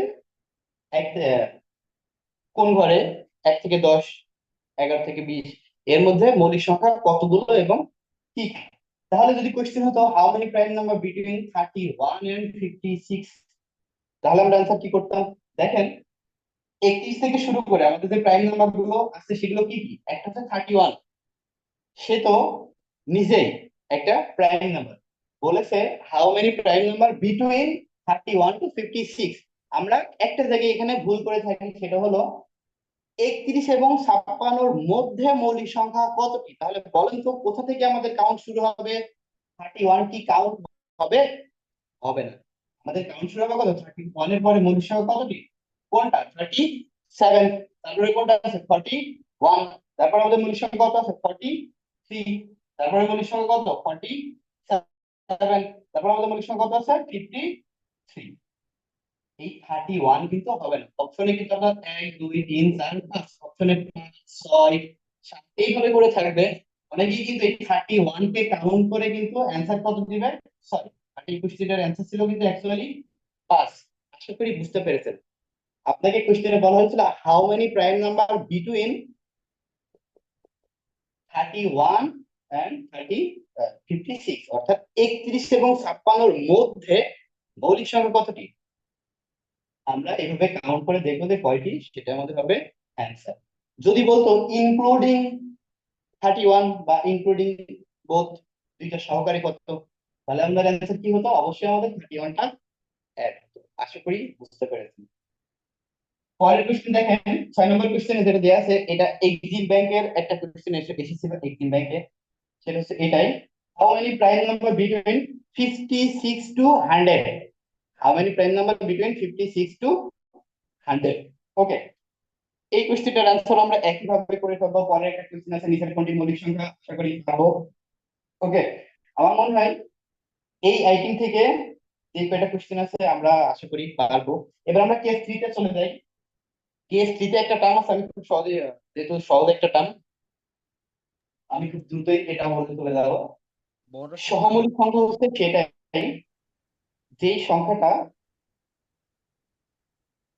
অর্থাৎ দুইটা সংখ্যার গসাগু 1 হতে হবে, অর্থাৎ এর মধ্যে কোনো কমন উপাদান বা উৎপাদক থাকতে পারবে না। একদম সিম্পলি একটা আমরা বুঝবো যে দুইটার গসাগু 1 হতে হবে। যাদের গসাগু বুঝতে প্রবলেম তাদের জন্য বলি, ওর মধ্যে কোনো কমন উৎপাদক থাকবে না। আপনি কোশ্চেন দেখলে বুঝতে পারবেন, ওর মধ্যে দেখবেন একটা মৌলিক সংখ্যা আছে আর একটা অন্য যে কোনো সংখ্যা আছে, ওই দুইটার মধ্যে আবার কোনো কমন উৎপাদক থাকবে না। সেটাই হবে আমাদের কি?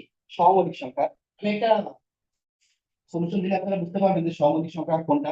দেখেন একটা কোশ্চেন এসেছে, the pair of co-prime number is, এই কোশ্চেনে দেখেন কিভাবে আসবে।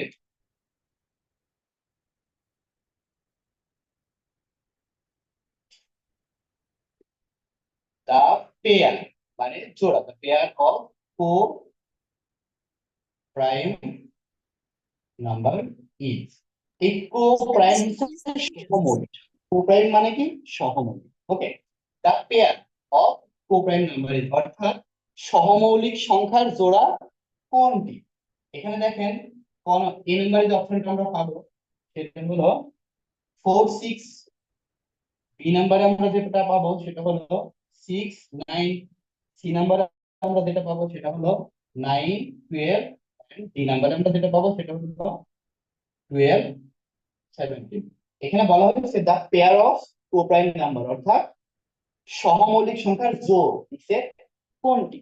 ওকে, দেখেন 4 এবং 6 এর মধ্যে কি কোনো কমন সংখ্যা আছে? অবশ্যই আছে, কারণ 4 কে যদি আমি ভাঙি আমি কত পাই? 2 গুণ 2। এগুলোই কিন্তু 4 এর উৎপাদক। যারা উৎপাদক বুঝছেন না তাদের জন্য উৎপাদক হলো ওই সংখ্যাটাকে আমি ছোট ছোট করে ভাঙবো, যদি ওর মধ্যে কমন পাই, যেমন 6 কে যদি আমি ভাঙি 3 গুণ 2, দেখেন এর মধ্যে কিন্তু কমন উৎপাদক আছে। 6 এবং 9, এর মধ্যে দেখেন 3 গুণ 2 আবার কি 3 গুণ 3, এই যে 3 3 দুইটার মধ্যে কমন। আবার 9 এর মধ্যে কত, 9 কি 3 দ্বারা দেয়, আবার 12 কেও 3 দ্বারা কিন্তু ভাগ করা যাবে, তো কমন উৎপাদক আছে। 12 and 17, 12 এবং 17 এর মধ্যে কিন্তু কোনো কমন উৎপাদক নাই, তার মানে এটাই হবে আমার অ্যান্সার। ঠিক এই স্টাইলে আমরা সাময়িক সংখ্যাগুলো নির্ণয়। আশা করি বুঝেছেন। পরের যে পার্টটা, এবার হচ্ছে আমরা টাইপ 3 তে চলে যাই। খুবই সহজ একটা বিষয়, আমরা প্রাইমারি লেভেলে যে বিষয়গুলো শিখেছিলাম সেটার মধ্যে দেখেন আছে বৃহত্তম এবং ক্ষুদ্রতম সংখ্যা।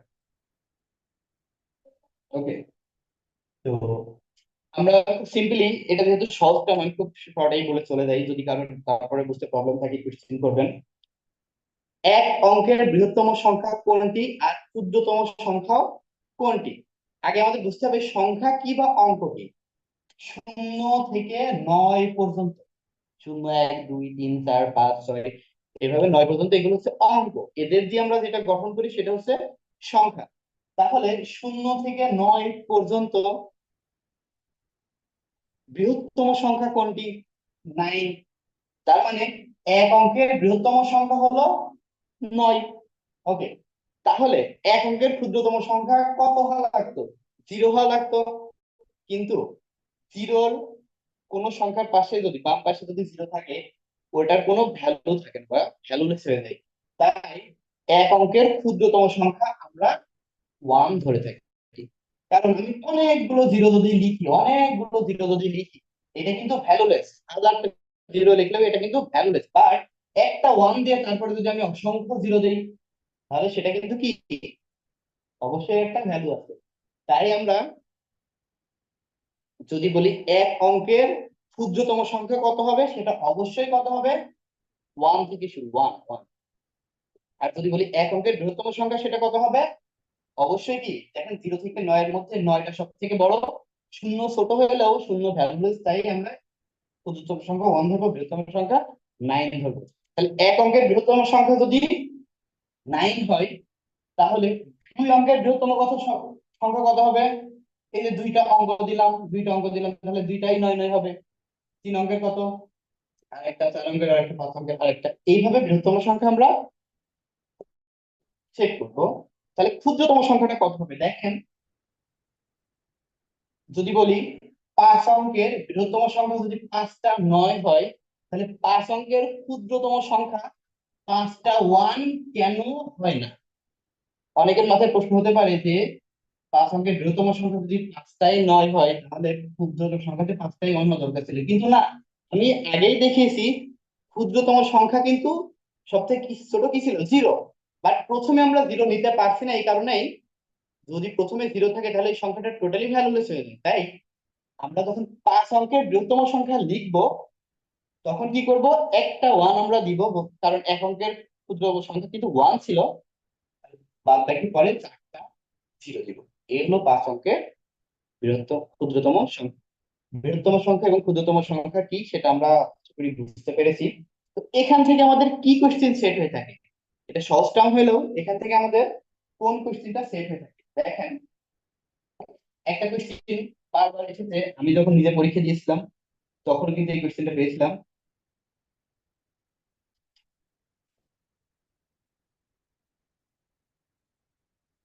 একটা কোশ্চেন আছে দেখেন 607 নম্বর পেজে, ব্যাংক এমসিকিউ ডাইজেস্টের যে 607 নম্বর পেজ, থার্ড এডিশনের 607 নম্বর পেজের 1 নম্বর কোশ্চেন দেখেন দেয়া আছে, the subtraction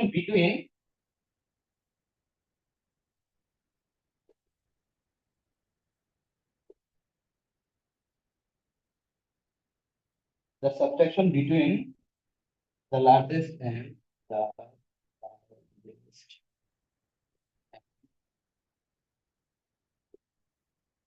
smallest number.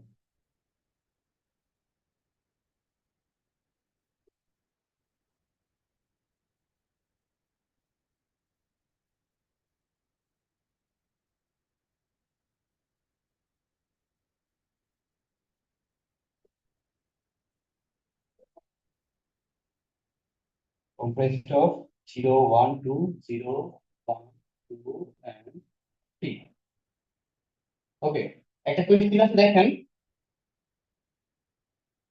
the subtraction between the largest and the smallest number is 4 digit অর্থাৎ চারটা অঙ্কের বৃহত্তম এবং ক্ষুদ্রতম সংখ্যার সাবট্রাকশন বিয়োগ সাইজ অর্থাৎ এখানে দেখেন দিয়েছে 0 1 2 and 3 কত 0 1 2 and 3 অর্থাৎ এই সংখ্যাগুলো দ্বারা আমার 4 অঙ্কের বৃহত্তম সংখ্যা গঠন করতে হবে এবং 4 অঙ্কের ক্ষুদ্রতম সংখ্যা গঠন করে তাদের বিয়োগফলটা কত হবে সেটা দিতে বলেছে the subtraction between the largest and the smallest number is 4 digit comprised of 0 1 2 and 3 অর্থাৎ এই সংখ্যাগুলো দ্বারা গঠিত 4 অঙ্কের বৃহত্তম সংখ্যা এবং ক্ষুদ্রতম সংখ্যার পার্থক্যটা কত হবে তাহলে এখান থেকে আমরা কিভাবে বৃহত্তম সংখ্যা গঠন করব আর কিভাবে ক্ষুদ্রতম সংখ্যা গঠন করব? দেখেন ক্ষুদ্রতম সংখ্যা গঠন করতে গেলে আমি বলেছি যে প্রথমে 0 তো অন্তত আসা যাবে না 0 দিয়ে যদিও ক্ষুদ্রতম সংখ্যা গঠন করা সম্ভব বাট 0 বাম পাশে আসলে তো ওটা 4 অঙ্কের থাকলো না 3 অঙ্কের হয়ে যাবে তার মানে আমার 0 কে প্রথমে অবশ্যই আনা যাবে না তাই 0 বাদ দিয়ে আমি যদি ক্ষুদ্রতম সংখ্যাটা প্রথম কম্প্রেস করতে যাই তাহলে 0টা বাদ দিয়ে আমার যেই ক্ষুদ্রতম সংখ্যাটা আছে আমি প্রথমে সেটা নিব তারপরে অবশ্যই 0 দেন তারপরে ক্ষুদ্রতম সংখ্যা 2 তারপরে ক্ষুদ্রতম সংখ্যা কত 3 তার মানে এটাই হলো আমার 4 অঙ্কের ক্ষুদ্রতম সংখ্যা তাহলে এই 4টা অঙ্ক দিয়ে সবথেকে বৃহত্তম সংখ্যা কত হবে সবথেকে বড়টা আগে নেব বৃহত্তম সংখ্যা গঠন করার জন্য এই যে ডিজিট গুলো দেওয়া আছে এর মধ্যে সবথেকে বড়টা আগে নেব সবথেকে বড় কত 3 তারপরে সবথেকে বড় কত 2 তারপরে সবথেকে বড় কত 1 তারপরে সবথেকে বড় হলো 0 তার মানে এইটার বিয়োগফলটাই হবে আমার অ্যান্সার আশা করি বুঝতে পেরেছেন ওকে পরেরটা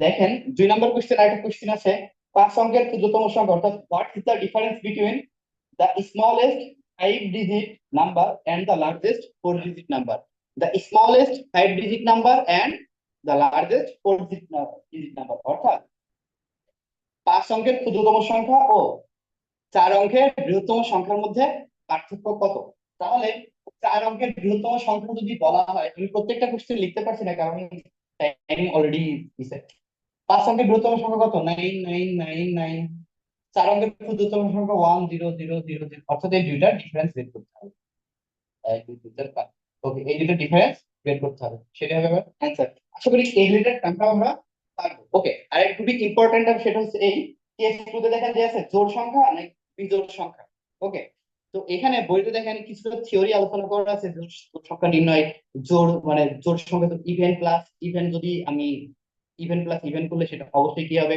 অড প্লাস অড করলে কি হবে সেটা দেয়া আছে কিন্তু এটা না হয়ে আমি রিয়ালিস্টিক হব কোশ্চেন করবো এবং অ্যান্সার করার চেষ্টা করব রিয়ালিস্টিক হবো দেখেন আমি যদি দুইটা ইভেন নাম্বার যোগ করি অর্থাৎ জোড় সংখ্যা যদি যোগ করি আমি বাস্তবিক আসি দুইটা ইভেন নাম্বার 2 আর ইভেন নাম্বার 4 এটা যদি আমি যোগ করি কত আসবে 6 আজীবন যদি আমি ইভেন প্লাস ইভেন যোগ করি কত হবে অবশ্যই সেটা কি হবে ইভেনই কিন্তু হবে ওকে অড এবং অড যদি যোগ করি অর্থাৎ বিজোড় এবং বিজোড় যদি যোগ করি এই ক্ষেত্রে আমাদের থিওরি মনে রাখার দরকার নাই আমরা প্র্যাকটিক্যালি আসবো প্র্যাকটিক্যালি এসে দেখেন অড নাম্বার একটা 3 নেন আর একটা কত নেন 7 নেন এটাও একটা বিজোড় সংখ্যা এটাও একটা বিজোড় সংখ্যা দেখেন তো এটা কত আছে 10 অর্থাৎ দুইটা অড নাম্বারকে যোগ করলে অলওয়েজ আমরা কি পাবো ইভেন নাম্বার পাবো আমরা এই প্রশ্নগুলো ঠিক এভাবে মনে রাখবো এক নাম্বার কোশ্চেন দেখেন আছে if n is an even number what is the following term must be an odd number very important একটা কোশ্চেন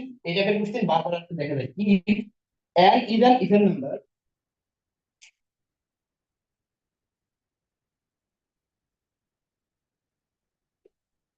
even number n একটা জোড় সংখ্যা তাহলে নিচের কোনটি বিজোড় সংখ্যা হবে এখানে একটা কোশ্চেন আসছে নিচের কোনটি বিজোড় সংখ্যা হবে ওকে অপশন গুলো আমি দেখি a নাম্বার অপশনে আছে n² - 10 বি নাম্বার অপশনে আছে n-2, n+2।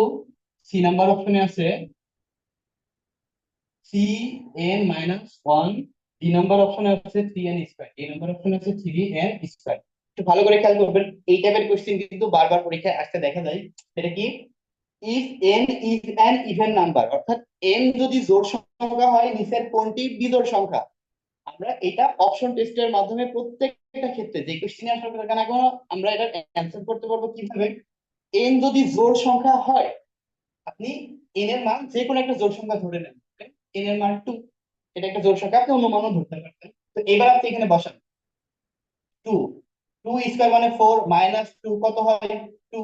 এই 2 কি সংখ্যা, জোড় সংখ্যা, বাট আমার অ্যান্সার বের করতে হবে কি বিজোড় সংখ্যা, তাহলে এটা অ্যান্সার হবে না। পরে দেখেন আমি n এর মান কত ধরেছিলাম 2, কারণ n কিন্তু বলেই দিয়েছে যে n একটা ইভেন নাম্বার হবে, মানে জোড় সংখ্যা হবে, তাই আমি n এর মান যে কোনো একটা জোড় সংখ্যা নিয়েছি। এই 2 এর সাথে 2 অর্থাৎ এই জোড়ের সাথে জোড় যোগ করলে সেটা অবশ্যই কি হবে, জোড় সংখ্যা, দ্যাট মিন্স ইভেন নাম্বার হবে, অর্থাৎ 4। তার মানে এটাও আমার অ্যান্সার হবে না। ওকে, তাহলে পরেরটা দেখেন cn-1। n এর মান কত যেন ধরেছিলাম 2, তাহলে 3 দুগুণা 6 -1, তাহলে 6 থেকে 1 বাদ দিলে কত থাকে 5। এই যে দেখেন আমার কাঙ্ক্ষিত নাম্বার পেয়ে গেছি, কারণ প্রশ্নে আমার চেয়েছে n জোড় সংখ্যা হলে নিচে কোনটা বিজোড় হবে, অর্থাৎ কোন কন্ডিশনটা বিজোড় হবে। আমি ধরে দেখেন বের করেছি, এটা কি হবে বিজোড়। আশা করি বুঝতে পেরেছেন, আর আমার বাকি অপশনটা চেক করতে দেওয়ার দরকার নেই। ঠিক এই অপশনের ম্যাথ গুলো এই স্টাইলে আসে এবং এই স্টাইলে আমরা বারবার এটা কি সলিউশন করে ফেলতে পারবো। ওকে ওকে, এবার আমরা এইটারই কেস সি 611 নম্বর পৃষ্ঠায়, এমসিকিউ ডাইজেস্ট করে 611 নম্বর পৃষ্ঠায় দেখেন কেস সি তে ক্রমিক ও ধারাবাহিক সংখ্যার যোগফল। এই ম্যাথটা স্যার বারবার পরীক্ষা এসে থাকে নাম্বার স্যার সিস্টেম সেট করলে। 609 নাম্বার পেজের 3 নাম্বার ম্যাথটা যদি একটু দেখে দিতেন। নাম্বার পেজের 3 নম্বর ম্যাথ। ওকে, জি দেখেন স্যার। এই ধরনের এখানে দেখেন আছে if x is an even number, বলা আছে এক্স জোড় সংখ্যা হবে, what is the difference between the smallest even number greater than 5x+6 and largest even number 3x+9। এখানে দেখেন বলা আছে এক্স হলো একটা জোড় সংখ্যা। ওকে, এক্স কি বলা আছে, জোড় সংখ্যা, তাহলে 5x+6 থেকে বড় জোড় সংখ্যা এবং 3x+9 থেকে ছোট জোড় সংখ্যার পার্থক্য কত হবে। ওকে, প্রশ্ন একটু ভালোভাবে দেখেন, এই টাইপের কোশ্চেন একটু থিওরিক্যাল। তো এই ধরনের কোশ্চেনের ক্ষেত্রে আমরা এটা কিভাবে সলিউশন করতে হবে, এটারও দুইটা হয় আছে। আপনারা মান বসিয়েও সলিউশন করতে পারেন, আবার ফর্মালিও সলিউশন করতে পারেন। ওকে, তাহলে ভালো করে কোশ্চেনটা আবার অ্যানালাইসিস করেন। If x is an even number, x কি সংখ্যা, জোড় সংখ্যা, what is the difference between the smallest even number greater than 5x+6, অর্থাৎ 5x+6 থেকে বড় জোড় সংখ্যা এবং 3x+9 থেকে ছোট জোড় সংখ্যার পার্থক্য কত হবে। ওকে, আচ্ছা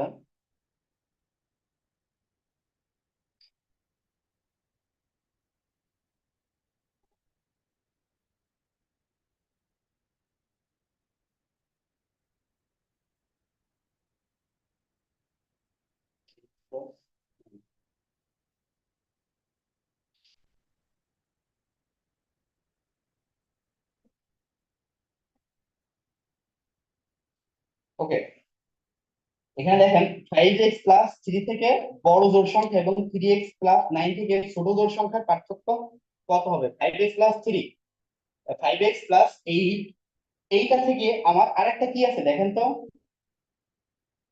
3x+9 5x+6 হবে। কত, 5x+6। ও যাই যেটা থাকবে আর কি, এখানে যাই আসুক না কারণ 5x+6 এটা নরমালি এটা সাবট্রাক্ট করেন তো কত আসে, নরমালি এটাকে সাবট্রাক্ট করেন কত আসে দেখেন তো, 5x 3x কত আসে 2x, 6+9 কত আসে বলেন তো। যদি আমরা নরমালি এটা সাবট্রাক্ট করার চেষ্টা করি কত আসে, 8 আছে না, এখানে কত আছে 3x+8 আছে না, 15 স্যার 3x+9। 3x+9। ওকে, আচ্ছা দেখেন x is an even number না, the smallest even number greater than 5 to 6, এটা কত হতে পারে?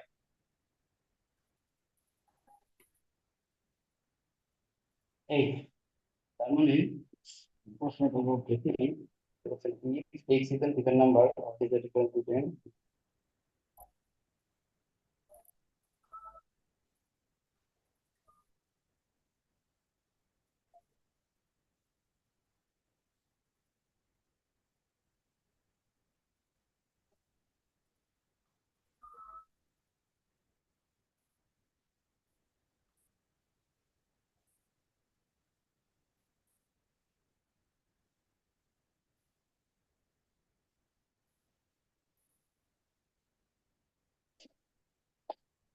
ওকে দেখেন, এটা আমরা শর্টকাটে যে সলিউশনটা করতে পারি, সিম্পল হয়তো আমরা এটা সলিউশন করার চেষ্টা করব। 5x প্লাস 6, 5x প্লাস 6 আছে, এর থেকে সব থেকে কাছের বড় জোড় সংখ্যাটা কত হবে একটু ভাবেন তো। x যদি একটা জোড় সংখ্যা হয়, এর থেকে সব থেকে কাছের জোড় সংখ্যাটা কত হবে একটু ভাবেন তো। x যদি জোড় সংখ্যা হয় তাহলে এই 5x প্লাস 6 এটা কিন্তু সব সময় একটা জোড় সংখ্যা হবে। কি কারণে জোড় সংখ্যা হবে দেখেন, x এর মান বসান 2, আর যে কোনো 10 আর 6 16, তাহলে যে কোনো মান বসান, x এর মান জোড় সংখ্যা বসান, 5 এর সাথে গুণ দেন, যোগ করেন, সব সময় এটা কি সংখ্যা হবে? জোড় সংখ্যাই হবে। তাহলে 5x প্লাস 6 এইটার সব থেকে কাছাকাছি বড় জোড় সংখ্যা কত? 5x প্লাস 6 সব থেকে কাছাকাছি বড় জোড় সংখ্যাটি কত বলেন তো, এর সাথে 2 যোগ দেন, কাছাকাছি সবচেয়ে বড় জোড় সংখ্যা এটাই তো, 2 যোগ দিলে কত হবে? তাহলে 5x প্লাস 8। বিষয়টা কি বুঝতে পেরেছেন? 5x প্লাস 6 এর থেকে সব থেকে কাছাকাছি জোড় সংখ্যা কত, এর সাথে আমি 2 যোগ দিলেই কিন্তু এর থেকে কাছাকাছি জোড় সংখ্যা পাবো। তাহলে সেটা আমরা কত পেয়েছি? 5x প্লাস কত? 8। ওকে, এবার একটু খেয়াল করেন, আরেকটা সংখ্যা দেওয়া আছে কত? 3x প্লাস কত? 9। এবার বলেন তো 3x প্লাস 9 থেকে সব থেকে কাছাকাছি, এর সব থেকে কাছাকাছি ছোট বিজোড় সংখ্যা কত হবে? আবার বলছি, 3x প্লাস 9 থেকে সব থেকে কাছাকাছি বিজোড় সংখ্যাটি কত হবে? অবশ্যই এর থেকে 1 কম। এর থেকে কি হবে? অবশ্যই 1 কম। তাহলে সেটা কত আসবে? 3x plus 8। ওকে, এবার এই দুইটা ডিফারেন্স করলে যেটা পাবেন সেটাই আমাদের অ্যান্সার। বিষয়টা কি বুঝতে পেরেছেন? প্রথম আমাদের যে কাজটা করবো প্রশ্নের কন্ডিশন অনুযায়ী, প্রথমে যে সংখ্যাটা দেওয়া আছে 5x প্লাস 6, এর সব থেকে কাছাকাছি জোড় সংখ্যাটি নিব। আর এর সব থেকে কাছাকাছি জোড় সংখ্যাটা নেওয়ার জন্য আমার এর সাথে অবশ্যই 2 যোগ করতে হবে। তারপরে 3x প্লাস 9 আছে, এর সব থেকে কাছাকাছি বিজোড় সংখ্যাটি নেওয়ার জন্য আমার কি করতে হবে? অবশ্যই 1 বিয়োগ করতে হবে। এই দুটো করে যে রেজাল্ট পাবো ওই দুটোর সাবস্ট্রাক্টই আমার অ্যান্সার। আশা করি দেখবেন পরেরটা বুঝতে পারবেন। ওকে, আমরা পরের টাইমে যাই। পরের টাইমে ক্রমিক সংখ্যা বা ধারাবাহিক সংখ্যা যোগফল, ভেরি ভেরি ইম্পর্টেন্ট। এখান থেকে বারবার কোশ্চেন আসে। দেখেন সময় খুবই কম, এই জন্য আমার দ্রুত বলতে হচ্ছে, এখনো কিন্তু অনেকগুলো আছে। তো ক্রমিক বা ধারাবাহিক সংখ্যা যোগফল, এটাও কিন্তু আমরা প্র্যাকটিক্যালি থিওরি অ্যাপ্লাই করব। একটা কোশ্চেন আমি সলিউশন বলে দিচ্ছি। দেখেন আপনাদের যদি এখানে কোনো একটা কোশ্চেন জানার থেকে বলেন যে এই কোশ্চেনটা সলিউশন করা ভালো হয়, কেস 3 থেকে 611 নম্বর পৃষ্ঠা 12 নম্বর পৃষ্ঠার কেস 3 থেকে কোন কোশ্চেনটা বললে আপনাদের জন্য সুবিধা হবে কেউ বলতে পারেন, বলার স্যার আমি 4 সেটাই বলবো। নম্বরটা, স্যার 4 নম্বরটা। খুবই সুন্দর। দেখেন, the sum of the four consecutive even integer is 60 অর্থাৎ the sum of the four consecutive, এই consecutive কথাটার মানে কি জানেন? consecutive মানে হচ্ছে অবশ্যই কি চারটি ক্রমিক সংখ্যা। ক্রমিক সংখ্যা মানে কি? ক্রমিক সংখ্যা মানে কি একটার পর একটা, অর্থাৎ ধারাবাহিক সংখ্যা। প্রথমটা যদি 2 হয়, তারপরটা অবশ্যই 3, তারপরটা অবশ্যই 4, তারপরটা অবশ্যই 5, এভাবে ক্রমিক ধারাবাহিক সংখ্যা, অর্থাৎ consecutive নাম্বার বলে এটা। এই ধরনের যে কোশ্চেনই আসতে পারে আপনারা থিওরি দিয়ে অবশ্যই খুব ইজিলি সলিউশন করতে পারতে পারেন। কিভাবে দেখেন, চারটি ক্রমিক জোড় পূর্ণ সংখ্যার সমষ্টি 60। ওকে, তাহলে কোশ্চেনটা হলো এই, the sum of four consecutive even integer, চারটা ধারাবাহিক জোড় সংখ্যার সমষ্টি হলো 60। তাহলে এর মধ্যে বড় সংখ্যা কোনটি, ছোট সংখ্যা কোনটি, বা যে কোনো কিছু যে কোনো ভাবে কোশ্চেনটা সেট হতে পারে। তাহলে একটু ভাবেন তো, আপনি ধরে নিলেন x একটি কি সংখ্যা? জোড় সংখ্যা। এখানে কিন্তু বলেছে ফোর কনজিকিউটিভ ইভেন ইন্টিজার, অর্থাৎ চারটা ধারাবাহিক জোড় সংখ্যা। এখন আমার চারটা ধারাবাহিক জোড় কোন সংখ্যাগুলো এটা কিন্তু আমরা জানি না, তাই আমি প্রথম সংখ্যা হিসেবে আমি ধরে নিলাম এইচ হলো আমাদের সেই ধারাবাহিক সংখ্যার প্রথম সংখ্যাটা। তাহলে বলেন তো পরের সংখ্যাটি কত হবে? কেউ একজন বলেন তো পরের সংখ্যাটা কত হবে? x+2। ইয়েস, অবশ্যই x+2, কারণ ধারাবাহিক জোড় সংখ্যা যদি বলি, যেমন আগের অঙ্কটাতে আমি সবথেকে কাছাকাছি জোড় সংখ্যা নেওয়ার জন্য কি করেছিলাম? 2 যোগ করেছিলাম। সব থেকে কাছাকাছি বিজোড় সংখ্যাটা নেওয়ার জন্য কি করেছিলাম? 1 বিয়োগ করেছিলাম। এই স্টাইলে ধারাবাহিক সংখ্যা যখন বলবে, কনজিকিউটিভ ইন্টিজার যখন বলবে, তখন আমি কি করব? প্রথমটা যদি x হয়, পরেরটা অবশ্যই x+2, তারপরেটা কত হবে? x+4। 2 নাম্বারটা, তারপরটা হবে x+2 প্লাস আবার 2, তারপরে কি হবে? x+2 + 2, এটা তো 3 বার সংখ্যা ছিল, এর সাথে আরো একটা 2 যোগ হবে না? এভাবে ধারাবাহিক সংখ্যা চলতে থাকবে কিনা? আমার কথা কি ক্লিয়ার? ওকে, তাহলে প্রশ্নের কন্ডিশনে চলে যান। বলেছে এই চারটা ধারাবাহিক জোড় সংখ্যার যোগফল হলো 60। তাহলে আমি সেগুলো যোগ করবো। প্রথম সংখ্যা নিছি, দ্বিতীয় সংখ্যা নিছি x+2 + 2, তৃতীয় সংখ্যা নিছি x+2 + 2 +2, 1 2 3, 1 2 3, এই চারটা সংখ্যা নিচ্ছি না? এই চারটার যোগফল দেখেন, কন্ডিশন অনুযায়ী আসেন। আমি চারটা সংখ্যা প্রথম বের করে নিচ্ছি, এইগুলো চারটা সংখ্যা হতে পারে। এবার কন্ডিশন অনুযায়ী বলেছে এই চারটার সমষ্টি হলো 60। তাহলে এই চারটার সমষ্টি কত? 60। এই সবগুলো যোগ দিবেন। দেখেন x কয়টা? 1 2 3 4, চারটা x আছে, তার মানে 4x। দুই কয়টা আছে? 1 2 3 4 5 6, 6 দুগুণ 12, তাহলে কত হয়? 60। ক্যালকুলেশন করলে 4x = 60 + 12 48। x = কত বেরোবে বলেন তো? x = কত বেরোচ্ছে? 12। x = 12। তাহলে আমার অ্যান্সার কত হবে? দেখেন এখানে আমাদের অনেকেই যে ভুলটা করে থাকে, আমরা এটা ক্যালকুলেশন করে x এর মান কিন্তু বের করছি কত? 12। তো অপশনে যদি 12 থাকে, এই x = 12 বের করার পরে আমরা অনেকেই কি করি, একদম আর কোনো সময় ওয়েস্ট না করে আমরা কি 12 দাগাই দিই। বাট আমাদের প্রশ্নে কি থাকছে বলেন তো? বৃহত্তম সংখ্যা, লার্জেস্ট নাম্বার কোনটি? এই চারটার মধ্যে লার্জেস্ট নাম্বার কোনটি? বিষয়টি কি বুঝতে পেরেছেন? লার্জেস্ট নাম্বার যদি বলে, দেখেন তো এই চারটার মধ্যে লার্জেস্ট নাম্বার অবশ্যই 4 নম্বরে যেটা ছিল সেটাই কি ছিল? x এর সাথে 2 + 2 + 2, এটাই আমার সব থেকে লার্জেস্ট নাম্বার ছিল না? তাহলে x এর মান কত? 12। এই 12 এর সাথে এই তিনটা 2 যোগ করলে কত হয়? 8 হবে। এই 18 হবে আমার এই কোশ্চেনের অ্যান্সার। বুঝতে পেরেছেন?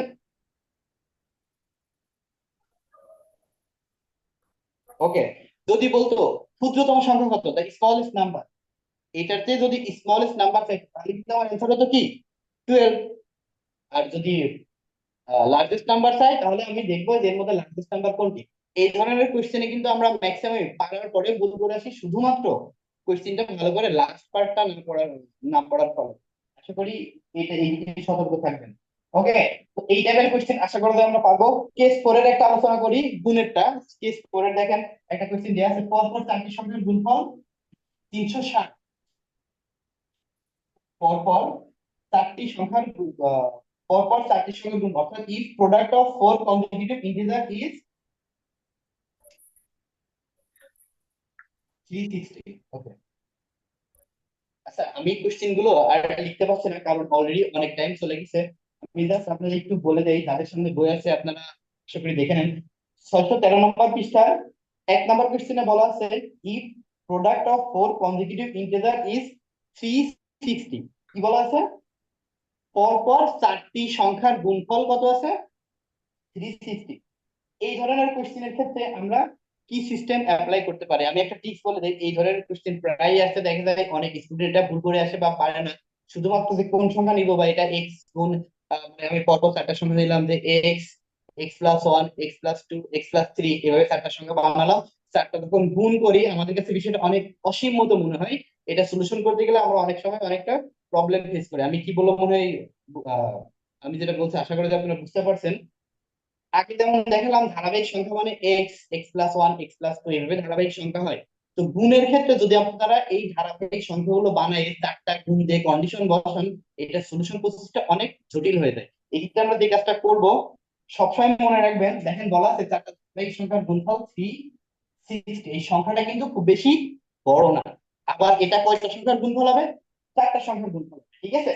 তো এখানে দেখেন অপশনে আমার দিয়ে আছে, অপশন এ তে দিয়ে আছে 12, অপশন বি তে দিয়ে আছে 15, অপশন সি তে দিয়ে আছে 18, অপশন বি তে দিয়ে আছে 20। ওকে, আচ্ছা, এদের মধ্যে এই সবগুলোর আবার যোগফল চেয়েছে, সবগুলোর কি চাইছে? যোগফল চেয়েছে। এই 4টা ডিজিটের গুণফল হলো এত, যোগফলটা কত। এইটা যদি আমরা ফর্মালি ওই স্টাইলে সলিউশন করতে যাই আমাদের অনেক টাইম যাবে। ওই স্টাইলে হবে, অবশ্যই হবে, বাট এটা টাইম যাবে। তো আমাদের তত টাইম নেই, সেই ক্ষেত্রে এইগুলোর অ্যান্সার আমরা কিভাবে করতে পারি?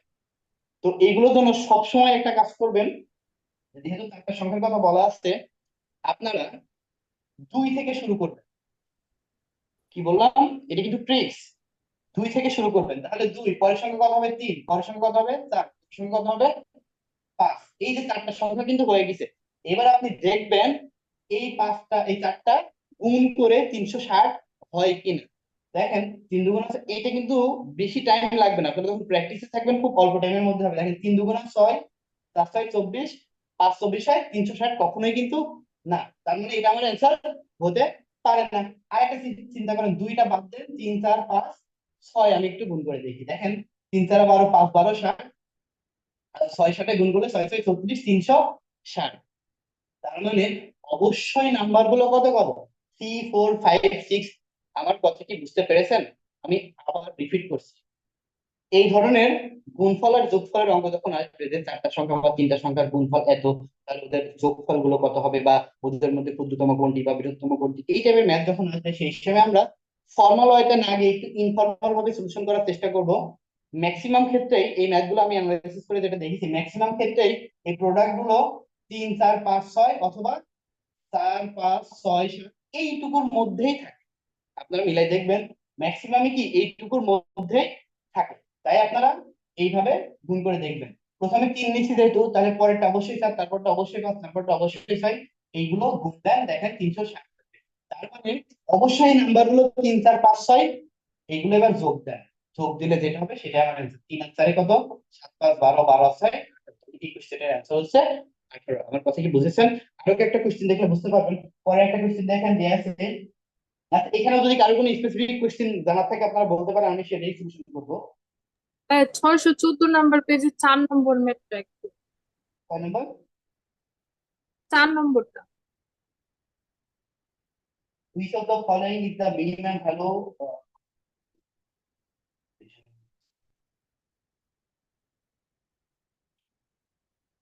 ওকে, সুন্দর একটা কোশ্চেন। দেখেন বলা আছে which of the following is the minimum value of the sum, মানে মিনিমাম ভ্যালু, এখানে আমার সর্বনিম্ন সংখ্যাটা কিন্তু নির্ণয় করতে হবে। Minimum value of the sum of the two integer whose product is 36। অর্থাৎ এই দুইটা সংখ্যা মানে সবচেয়ে ছোট কোন সংখ্যা, এটা আমরা যদি বলি যে দুইটি সংখ্যার গুণফল 36 হলে নিচের কোন ক্ষুদ্রতম সংখ্যাটি উক্ত দুটি সংখ্যার সমষ্টি হতে পারে। এটা খুবই খুবই একটা সহজ ম্যাথ ছিল, আপনারা যদি অ্যাপ্লাই করেন দেখতে পারবেন। আবার আমি কোশ্চেনটা বলি, দুইটা সংখ্যার গুণফল হলো 36। কত? দুইটা সংখ্যার গুণফল হলো 36। দুইটা সংখ্যার গুণফল হলো 36। ওকে, এবার বলছে নিচের কোন ক্ষুদ্রতম সংখ্যাটি, অর্থাৎ হুইচ অফ দা ফলোইং, নিচের কোনটি ইজ দা মিনিমাম ভ্যালু, সব থেকে কম ভ্যালু মানে সব থেকে কম মান of sum of two integer, ওই দুইটা সংখ্যা মানে যেই দুইটার যোগফলে এটা মানে গুণফলে এটা গঠিত হয়েছে, সেই দুইটার সর্বনিম্ন যোগফল কত হতে পারে। আমরা একটু অপশন গুলোর দিকে এবার তাকাই। দেখেন অপশন এ তে আছে 12, অপশন বি তে আছে হলো 15, অপশন সি তে আছে 20, অপশন ডি তে আছে 55। আচ্ছা একটু দেখেন তো, এই 36টা যদি আমরা দেখেন, এটা যদি বৃহৎ সলিউশন করতে যাই, এই 36কে আমরা প্রথম ভাগ করতে কত আসে? 18, কত আসে? 9, তারপরে কত? 3 3, এটাই আসে। এইবার দেখেন এইগুলো গুণ করলেই কিন্তু আমরা কত পাবো?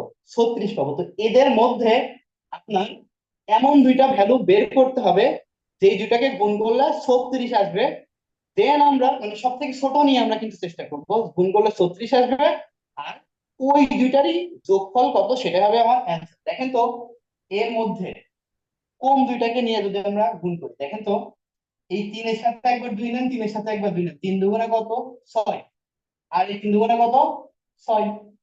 আচ্ছা, এই দুটা গুণ করলে 36 হয়, অবশ্যই 36 হয়। এবার আপনি অন্যভাবে নেন, 2 দুগুণে 4, 3 তিরিকে 9, কত হয় এটা এটা গুণ করলে কত হয় 36 হয়। আমার কথা কি বুঝতে পারছেন? এই উৎপাদক গুলো নিয়ে কোন কোন ভাবে আমরা গুণ করে 36 বানাইতে পারি, ওই দুইটার যোগফলের সর্বনিম্ন মানটাই হবে আমার অ্যান্সার। তো আমি এখান থেকে বের করলাম কি, এখান থেকে এই 3 দুগুণা 6, 3 দুগুণা 6, এই পাশে একটা 6, এই পাশে একটা 6, 6 6 গুণ করলে 36। আবার আমি এই স্টাইলে যদি না নেই আর একটা স্টাইলে নিয়ে যাই, সেটা হলো 2 দুগুণা 4, 3 তিরিকে 9, এই দুইটা গুণ করে 36 হয়। এইবার দেখেন তো এই দুইটার মধ্যে সর্বনিম্ন যোগফল কত, 4 আর 9 যোগ করলে কত হয় 13, 6 আর 6 যোগ করলে কত হয় 12। তাহলে বলেন তো সর্বনিম্ন মান আমরা মানে যোগফল আমরা কত পাচ্ছি বলেন তো? 12 পাচ্ছি। অপশনে কি 12 আছে? অবশ্যই অপশনে 12 আছে। তার মানে কি এটা অ্যান্সার কত হবে 12। বুঝতে পেরেছেন আমার কথা? এই ধরনের ম্যাথের ক্ষেত্রে আমাদের উৎপাদক করে ছোট আমরা কি বের করে ফেলবো, যে এর মধ্যে দুইটা করে ভ্যালু নিয়ে গুণফলটা বানাই ফেলবো। এই যে বানাইছি, দুইটা স্টাইলে বানানো যায়, দুইটা স্টাইল বানাইছি। এর মধ্যে এই দুইটা যোগ দিয়ে দেখছি 13, এই দুইটা যোগ দিয়ে দেখছি 12, তার মানে আমার অ্যান্সার কত হবে 12। বিষয়টা কি বুঝতে পেরেছেন? ওকে, পরেরটা আপনি দেখেন। Sir 8 number. হ্যাঁ, কয় নাম্বার? স্যার 8। একটা বিষয় হচ্ছে এটা কিন্তু তার থেকে মানে যা করেছি তার থেকে সহজ অঙ্ক। আপনি একটু দেখবেন, আশা করা যায় পারবেন। আমার এখন আরো 2-3টা টার্ম প্রসঙ্গে একটা করে অঙ্ক গুলো আমার বলতে হবে, তো অলরেডি দেখেন প্রায় 1.5 ঘন্টা হয়ে গেছে। এই জন্য আমি নেক্সট আমি একটু যাচ্ছি, আপনি এটা দেখবেন। এরপর যদি না পারেন পেজে নক করবেন, ওইটা সলিউশন আপনাকে ইন্ডিভিজুয়ালি হলো বলে দেবো।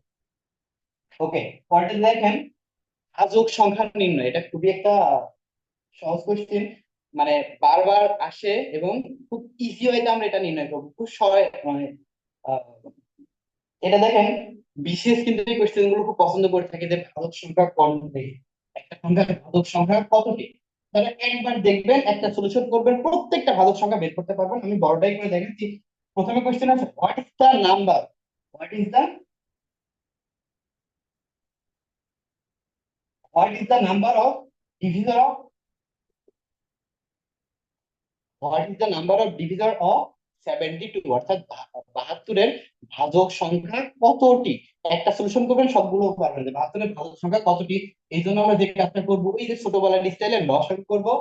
72-কে প্রথম 2 দ্বারা ভাগ দিলাম, কত হয় 36, আবার 2 দ্বারা ভাগ দিলাম 18, আবার 2 দ্বারা ভাগ দিলাম 9, আবার 3 3। ওকে, আমি কিন্তু নর্মালি লসাগু করছি, জাস্ট যে কোনো সংখ্যার ভাজক সংখ্যা বের করতে বলে আপনারা এই স্টাইল অ্যাপ্লাই করবেন, একবারেই পারবেন। কিভাবে? জাস্ট লসাগু করে ভাঙবেন। আমার করে দেখেন এখানে 2 কতটা পেয়েছেন 3টা, 3 কতটা পেয়েছেন 2টা। 72-কে ভেঙে আমি 2 কতটা পেয়েছি 3টা, 3 কতটা পেয়েছি 2টা। এবার আপনাদের কাজ হলো এই সাথে 1 যোগ করবেন, এই সাথে 1 যোগ করবেন। তার মানে 2 আমি 3টা পেয়েছি, আমি লিখবো কত 4। 3 আমি 2টা পেয়েছি, আমি লিখবো কত 3। এই দুইটা গুণ করলে যেটা হবে সেটাই আমার সবসময় অ্যান্সার হবে। আমি আবার বলছি, সেইটার ভাজক সংখ্যা বের করতে বলবে, সেটা লিখে আপনি কি করবেন, লসাগু করে দেখবেন এর মধ্যে 2 আছে 3টা, তো আমি লিখবো কত 4। 1 বেশি করে লিখবো, একটা সংখ্যা যে কয়টা থাকবে তার থেকে 1 বেশি লিখবো। 2 3টা আছে, আমি লিখলাম কত 4। 3 2টা আছে, আমি লিখবো কত 3। এই দুটো গুণ দেবো, যেটা হবে সেটা আমার অ্যান্সার। এইভাবে আপনারা 36 বা যেটাই আসুক না কেন সেটা ভাজক সংখ্যা আশা করা যায় ইজিলি বের করে ফেলতে পারবেন। ওকে, তারপরে দেখেন, আসলে অনেক বড় একটা চ্যাপ্টার, এত শর্ট টাইমের মধ্যে শেষ করা বা একদিনে শেষ করে একটু টাফ হয়ে যায়। একটা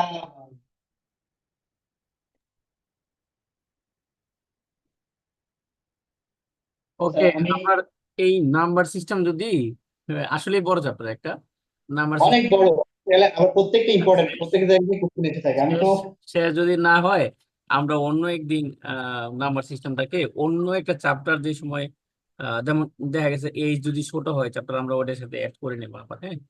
এটা প্রায় ক্লোজিং হয়ে গেছে, যাই হোক আর কি। এখন আর আরেকটা বিষয় হচ্ছে ওই নাম্বার সিস্টেমে যেহেতু অনেকগুলো ম্যাথ, আমাদের যেহেতু মেসেঞ্জার গ্রুপ আছে, এবং তাহলে প্রত্যেকটাতে আছে। যাদের, হ্যাঁ আমাদের যেহেতু মেসেঞ্জার গ্রুপ আছে, যাদের যে ম্যাথে সমস্যা হবে একটু বললে আমরা এটা সলিউশন দিয়ে দিব। আর নাম্বার সিস্টেম আসলে এটা বেসিক চ্যাপ্টার, এটা মোটামুটি সবাই পারার কথা, ব্যাংকের যারা প্রিপারেশন নিচ্ছে নাকি।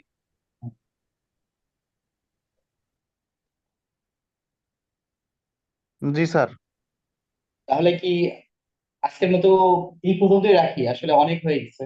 ওকে, ওকে, আজকে পর্যন্ত রাখি। আজকে থাক স্যার। পরবর্তীতে আমরা ইয়ে করবো, আমরা রিটেন ক্লাসে যাব। হ্যাঁ, আমি জানি না এই ক্লাস শেষে আসলে আমি তো প্ল্যান করার সময় ভাবছি যে রিটেন ক্লাস এবং মানে ম্যাথটাকে একদিন রাখবো, মানে এটা প্ল্যানটা ছিল, কিন্তু এখন দেখতেছি প্রিলির ম্যাথটা রিটেন ম্যাথের জন্য মানে চাপ হয়ে যাচ্ছে। এই কারণে আমি এখন, আপনারা যারা আছেন কাইন্ডলি আমাকে শুনছেন রেসপন্স করবেন, হ্যাঁ। যদি কোনো ইয়া থাকে আপনারা জানাবেন, আমি গ্রুপেও জানাবো। মানে প্রিলির ক্লাসটা যেদিন থাকবে ম্যাথের, রিটেনের ক্লাসটা ওই দিন রাখবো না আমরা। কম্পিউটারের ক্লাসটা বৃহস্পতিবার বুধবার হবে তো, বুধবারে নিয়ে যাব, মানে একদিন পরে নিয়ে যাব। মানে ইয়ার সাথে দেওয়া যাবে না, সাধারণ জ্ঞানের সাথে দেওয়া যাচ্ছে না, কারণ সাধারণ জ্ঞানের সাথে যদি আমি দিতে যাই তাহলে সমস্যা হচ্ছে, হ্যাঁ। কারণ সাধারণ জ্ঞানেরও প্রিলি রিটেন দুইটা। ম্যাথটা যেহেতু গুরুত্বপূর্ণ, আমরা ম্যাথটা আজকে কন্টিনিউ করে যাই, কিন্তু পরবর্তীতে আমরা বুধবারে কম্পিউটার ক্লাসটা 10টা পর্যন্ত, জি স্যার, এটা করলে ভালো হয়। 11টা পর্যন্ত হওয়ার পরে 11টা থেকে আমরা শুরু করবো, জাস্ট আমি শুরু করতে পারবো, কারণ ম্যাথ তো জাস্ট আমি শুরু করা যায় না। ম্যাথের সময় একটু বেশি লাগে, হ্যাঁ, সলভ করতে। উনি অনেক মানে চেষ্টা করছেন, অনেক দ্রুত যাওয়ার চেষ্টা করছেন, আপনাদেরকে বোঝানোর চেষ্টা করছেন। তো ভাই আমরা এটা তো ক্লোজ করে দিই না? জি, জি স্যার। এটা okay. ধন্যবাদ সবাইকে, ভালো থাকবেন। ওকে, রাসেল রানা ভাই, তাহলে আমরা এটা ক্লোজ করে দেব। একটা রিকোয়েস্ট আছে স্যার। জি বলেন, কি একটা যেন বললেন? স্যার, প্রত্যেকটা ক্লাসের মানে যে যেরকম রেকর্ড দিচ্ছেন, মানে আমাদের এই যে পেজ, আপনার পেজে এরকম রেকর্ড দিলে, রেকর্ড ভিডিও দিলে আমাদের সুবিধা হবে। কারণ আমাদের এখন অনেকের যে আপনার হিন্দু ধর্ম অবলম্বী যারা আছেন, পূজা আছে, তো অনেকে হয়তো গ্রামে থাকবে, ওই সময় নেট থাকবে না, আমরা ক্লাসগুলো পরে দেখে নেব। ওকে, হ্যাঁ, আমরা গ্রুপে দিয়ে দিব, হ্যাঁ, গ্রুপে রেকর্ড ক্লাসগুলো দিয়ে দিব। এই যে এখন এটা স্টপ করে দিব, দিলে আমাদের উপকার হবে। হ্যাঁ, নতুন একটা লিংক দিব, হ্যাঁ, নতুন একটা লিংক দিব, ওই লিংকে রিটেন ক্লাসে জয়েন করবেন। এটা ক্লোজ করে দিচ্ছি। ঠিক আছে স্যার।